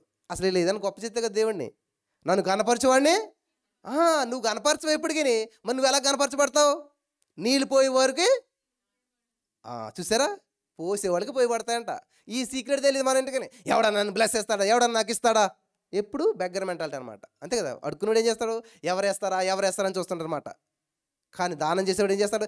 ఎవరికి ఇద్దామా, ఎవరికి పెడదామా. హల్లెలూయా, హల్లెలూయా. నేను కిందవాడిని కాదు, చెప్పండి. నేను కిందవాడిని కాదు, నేను పైవాడిని, నేను పెట్టేవాడిని, నేను ఇచ్చేవాడిని. హల్లెలూయా. I am king. నేను రాజుని, నేను రాకుమార్తెని. ఆమేన్. హల్లెలూయా, హల్లెలూయా. దేవునికి మహిమ కలుగును గాక. యేసుక్రీస్తు ప్రభువు ఇక్కడ చాలా విషయాలు శోధించబడతాడు, కానీ చివరికి నెగ్గాడు. ఇక్కడ హెబ్రీ పత్రికలో ఒక మాట ఉంటుంది, నేను చదివి వినిపిస్తాను. హెబ్రీ రాసిన పత్రిక 4వ అధ్యాయం 15వ వచనం చదివినట్లయితే, మన ప్రధాన యాజకుడు మన బలహీనతల యందు మనతో సహానుభవం లేనివాడు కాడు, గాని సమస్త విషయంలోనూ మన వలె శోధించబడినను ఆయన పాపము లేనివాడుగా ఉండెను. హల్లెలూయా. శోధించబడ్డాడు కానీ జయించాడు. ఈరోజు నువ్వు శోధించబడుతున్నావు కానీ జయిస్తావు. ఈరోజు నువ్వు విమర్శించబడుతున్నావు కానీ జయిస్తావు. ఈరోజు నువ్వు సమస్యలో ఉన్నా కానీ నువ్వు జయిస్తావు. ఆమేన్. నమ్మాలి. ఆమెన్ చెప్తే ఏంటంటే ఎస్ నేను జయిస్తున్నాను అని అర్థం అనమాట. మీరు సైలెంట్గా ఉన్నారనుకోండి, నేను జయించలేను, నేను ఓడిపోతున్నాను, నా జీవితం ఇంతే. దయచేసి ఎప్పుడు అలా పలకండి ప్రియులారా. నీ జీవితం సర్వనాశనం అయిపోయినా సరే, సర్వోన్నతం వైపు చూసినట్లయితే నిన్ను సర్వ సమృద్ధిగాని వారిగా చేస్తాడు దేవుడు. హల్లెలూయా, హల్లెలూయా, హల్లెలూయా. దేవునికి మహిమ కలుగును గాక. చాలా అద్భుతమైన విషయాలు ఇవన్నీ కూడాను. ఎప్పుడు కూడా సనగొద్దు ప్రియులారా, ఏ విషయంలో మీరు సనుక్కోవద్దు. ఇక్కడ చూసినట్లయితే మన ప్రధాన యాజకుడు అంట, నువ్వు అనిపించిన బ్రదర్ యేసుప్రభుకి సమస్యలు ఎక్కడ వచ్చాయి? మరి యేసుప్రభుకి జ్వరం అంటే తెలుసా? యేసుప్రభు సిలువనెత్తుకుని మరణించే లోపులో నువ్వు అనుభవించిన ప్రతి వ్యాధి, బాధ, బలహీనత సమస్తం ఇక్కడ చూడండి. మన ప్రధాన యాజకుడు అనగా యేసుప్రభువారు మన బలహీనతల యందు మనతో సహానుభవం లేనివాడు కాడు.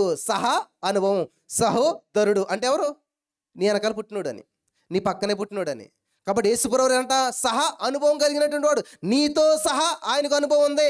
నువ్వు వెళ్తున్న ప్రతి శోధన, నువ్వు అనుభవిస్తున్న ప్రతి విమర్శ, ప్రతి బాధ ఆయన కూడా అనుభవించాడు ఆల్రెడీ. ఆయనకు తెలియదు నువ్వేదో కొత్త బాధ చెప్తున్నావు నువ్వు అనుకుంటున్నావేమో. దేవా నా బాధ నీకేం తెలుసు, నా సమస్య నీకేం తెలుసు, ఈ నా అవమానాలు నీకేం తెలుసు అని మీరు అనుకుంటున్నారేమో. పొరపాటు. ఆయన అనుభవం కలిగినటువంటి వాడు. హల్లెలూయా, హల్లెలూయా, హల్లెలూయా. ఈరోజు నీ మాటలు వింటున్న ప్రియమైనటువంటి సహోదరి స్నేహితులారా, యేసయ్య నీ పట్ల ఒక ప్రత్యేకమైన ప్రణాళికను సిద్ధం చేసేసాడు. నువ్వు ఎప్పుడైతే నమ్ముతావో దాన్ని స్వతంత్రించుకున్నాను. నమ్మితే చాలు నీవు పొందుకుంటావు స్వస్థత, విడుదల, అద్భుతం. Just believe it, receive it. Amen. Yes, I'm believing, I'm receiving. ప్రియులు గమనించాలి, నేను ఈ 2025 సంవత్సరంలో ఉన్న రీతిలో 2026లో ఉండను, ఉండట్లేదు. ఆమేన్, ఆమేన్, ఆమేన్. ఈరోజు మీరు లక్షాధికారులు అవ్వచ్చు, 2025లో మీరు కోటీశ్వరులు అవుతున్నారు. ఆమేన్. ఈరోజు మీరు చిన్న వ్యాపారం చేస్తుండొచ్చు, 2026లో మీరు గొప్ప వ్యాపారవేత్తలుగా మార్చబడుతున్నారు. ఆమేన్, ఆమేన్. హల్లెలూయా, హల్లెలూయా.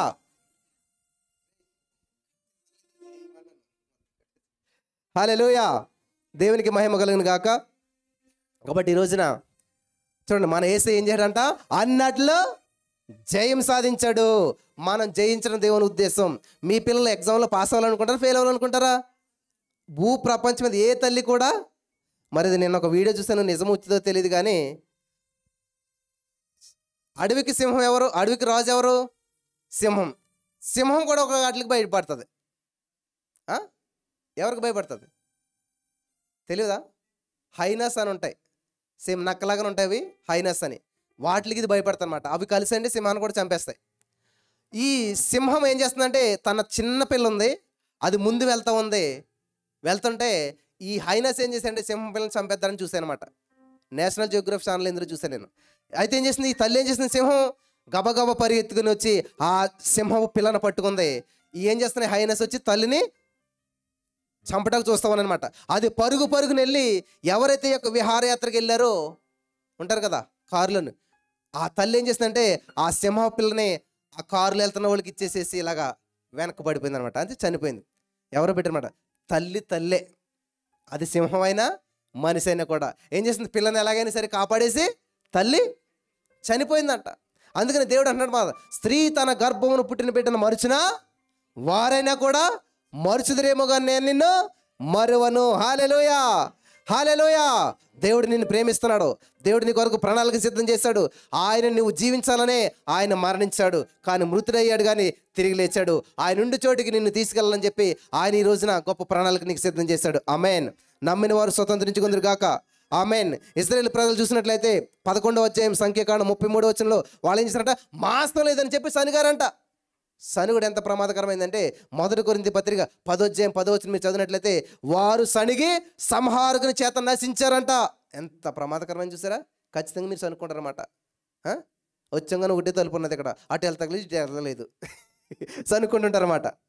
లోపల లేదా ఇంకా అక్కడికి వచ్చాక ఇది అలా లేదు, అది అలా లేదు, మా ఇల్లు ఉంది కానీ ఇలా లేదు, మా ఆయన ఉన్నాడు కానీ అలా లేదు, ఎప్పుడు సనుకుతుంటారు అన్నమాట. చాలా ప్రమాదకరమైన విషయం. దయచేసి ఎప్పుడు కూడా అలా సనుక్కోవద్దు అసలని. నేను చదివి వినిపిస్తాను మీకు, నేను చెప్పేస్తాను అనుకుంటారు. 1 కొరింథీ పత్రిక 10వ అధ్యాయం 10వ వచనం చదివినట్లయితే అక్కడ దేవుని వాక్యం చేస్తుందంటే, ఈ సంగతులు దృష్టాంతాలుగా వారికి సంభవించి యుగాంతమందున మనకు బుద్ధి కలుగుటకే. అది 11వ వచనం. 10వ వచనం ఏమో తెలుసా, మీరు సనగకుడే, వారిలో కొందరు సనిగి సంహారకుని చేత నశించారు. ఇశ్రాయేలు ప్రజలు లక్షల మంది పిట్టలు రాలినట్టు రాలిపోయారంట. ఎందుకని? సనిగావంటే ఎవరికి దొరికేసావు? దేవుడు చంపలేదు ఇంతకనే వాళ్ళని.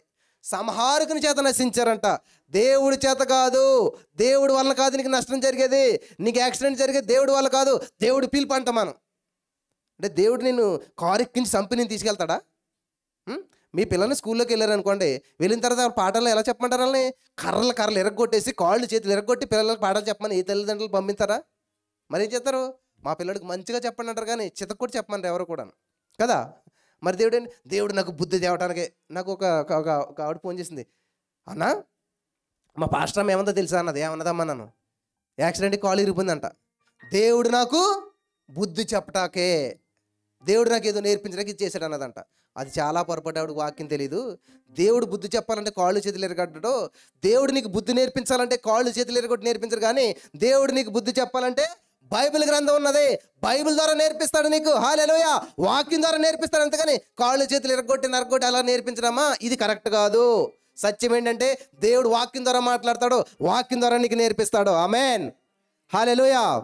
కాబట్టి ఇక్కడ ఇశ్రాయేలు ప్రజలంట ఏం చేయారంట, సనిగి సంహారం చేత. ఎందుకు సనిగారు? మాంసం కావాలంట, తిండి కోసం సనిగారు, ప్రాణం పోగొట్టుకున్నారు. కాబట్టి ఈ రోజున దానియేలు చూసినట్లయితే అలా కాదు. ఏం చేయడం తెలుసా? రాజుగారు ఆహారం మాకొద్దు, మమ్మల్ని మేము అపవిత్రపరచుకోమండి. రాజుగారు తినేది అపవిత్రమా? చూసారా ఏం చేయడం? ఆయన పవిత్రపరచుకున్నాడు. నిష్ఠ, త్యాగం, సాక్రిఫైస్. దానియేలు మనసు ఎవరిదంటే దేవుడు మనసు అనమాట. దేవుడు ఏం చేశాడు? కంట్రోల్ చేసుకున్నాడు. తొందరపడలేదు, రాళ్ళు రొట్టెలు చేసి తినేసేయలేదు. దానియేలు కూడా ఏం చేయడంట? కంట్రోల్ చేసుకున్నమాట. ఎవరైతే తనను కంట్రోల్ చేసుకుంటారో, ఎవరైతే వాళ్ళు నిష్ఠగా కాపాడుకుంటారో అదనమాట. మా చిన్నతనంలో అంటే ఇప్పుడు అంత కఠినంగా చేయవలసిన అవసరం లేదు కానీ ఉపవాసం ఉన్నా కదా, ఈ లాలాజలం మింగితే ఎక్కడ ఉపవాసం తప్పిపోతుందో వింటున్నారా? అది తప్పు అనుకుంటే అంత నిష్ఠగా చేసినట్లయితే ఖచ్చితంగా దేవుడు మిమ్మల్ని గొప్పలు చేస్తాడు. హల్లెలూయా, హల్లెలూయా. అంత నిష్ఠగా 7వ తరగతిలో వేసేవాడు నేను. నా దగ్గరకు వచ్చి అందరూ ఏం పాపం చేశాను, 7 తరగతులు ఉపవాసం చేస్తున్నావు? పాపం చేస్తే చేసేది కాదు ఉపవాసం, దేవునికి దగ్గర అవటానికి, దేవునితో సహవాసం చేయడానికి, నిన్ను నువ్వు సరి చేసుకోవడానికి, నిన్ను నువ్వు కరెక్ట్ చేసుకోవటానికి, నిన్ను నీవు దేవునికి సమీపస్తునిగా చేసుకోవటానికి అనమాట. హల్లెలూయా, హల్లెలూయా. కాబట్టి ఈ రోజున ఈ మాటల ద్వారా పరిశుద్ధాత్మ దేవుడు మిమ్మల్ని బలపరచడానికి నమ్ముచున్నాను. ఆదరించబడ్డారా? ఆశ్రయించబడ్డారా? ఉపవాసం అనేటువంటిది చాలా ప్రాముఖ్యమైన విషయం. కాబట్టి ఇక్కడ ఈరోజు నా టాపిక్ ఏంటంటే తిండి వల్లనే పాపం ఈ లోకానికి వచ్చింది. తిండిని కంట్రోల్ చేసుకున్నటువంటి యేసయ్య, తిండిని జయించినటువంటి యేసయ్య మొదటి ఆదాం అయితే ఫెయిల్ అయిపోయాడు, చివరి ఆదాం అయితే జయించాడు. మనం మొదటి ఆదాంకు పుట్టిన వారు కానీ మొదటి ఆదాం బిడ్డలుగా చనిపోవడం లేదు. పాపికి పుట్టం కానీ పాపులుగా మరణించట్లేదు, పాపంలో పుట్టం కానీ పాపంతో మరణించట్లేదు. మనం సజీవులుగా, జీవం కలిగిన వ్యక్తులుగా సర్వ లోకానికి సువార్తను ప్రకటించి మరి సర్వ సృష్టికి ఆ దేవుడు అనేటువంటి నిత్య జీవానికి వారసులుగా మనల్ని దేవుడు చేశాడు. కాబట్టి మనం నిత్య జీవానికి వారసులం. ఆమేన్. నేను చావను, సజీవుడినై నా దేవుని మహిమను వివరిస్తాను. హల్లెలూయా, హల్లెలూయా, హల్లెలూయా. ఈ మాటల ద్వారా పరిశుద్ధాత్మ దేవుడు మనల్ని బలపరచును గాక. ఆమేన్. చిన్న ప్రార్థన చేసుకుందాం. స్తోత్రం దేవా, ఇంతవరకు విత్తబడినటువంటి వాక్యాన్ని నువ్వు చూసావు, విన్నావు. ఇదిగో విన్నటువంటి వారందరి జీవితాల్లో అద్భుతాలు, ఆశ్చర్యకార్యాలు చేసి అనేక మందికి దీవెనకరంగా ఇక నుంచి నా ప్రభువా వారు ఒక నిర్ణయం తీసుకొని నీ నామాన్ని మహిమపరచడానికి కృప చూపించమని, సమస్త మహిమ ఘనత ప్రభువులు మీరు తెచ్చుకున్నామని నజరేయుడు యేసు నామములో ప్రార్థించి నమ్మి పొందుకుని తండ్రి. ఆమేన్, ఆమేన్.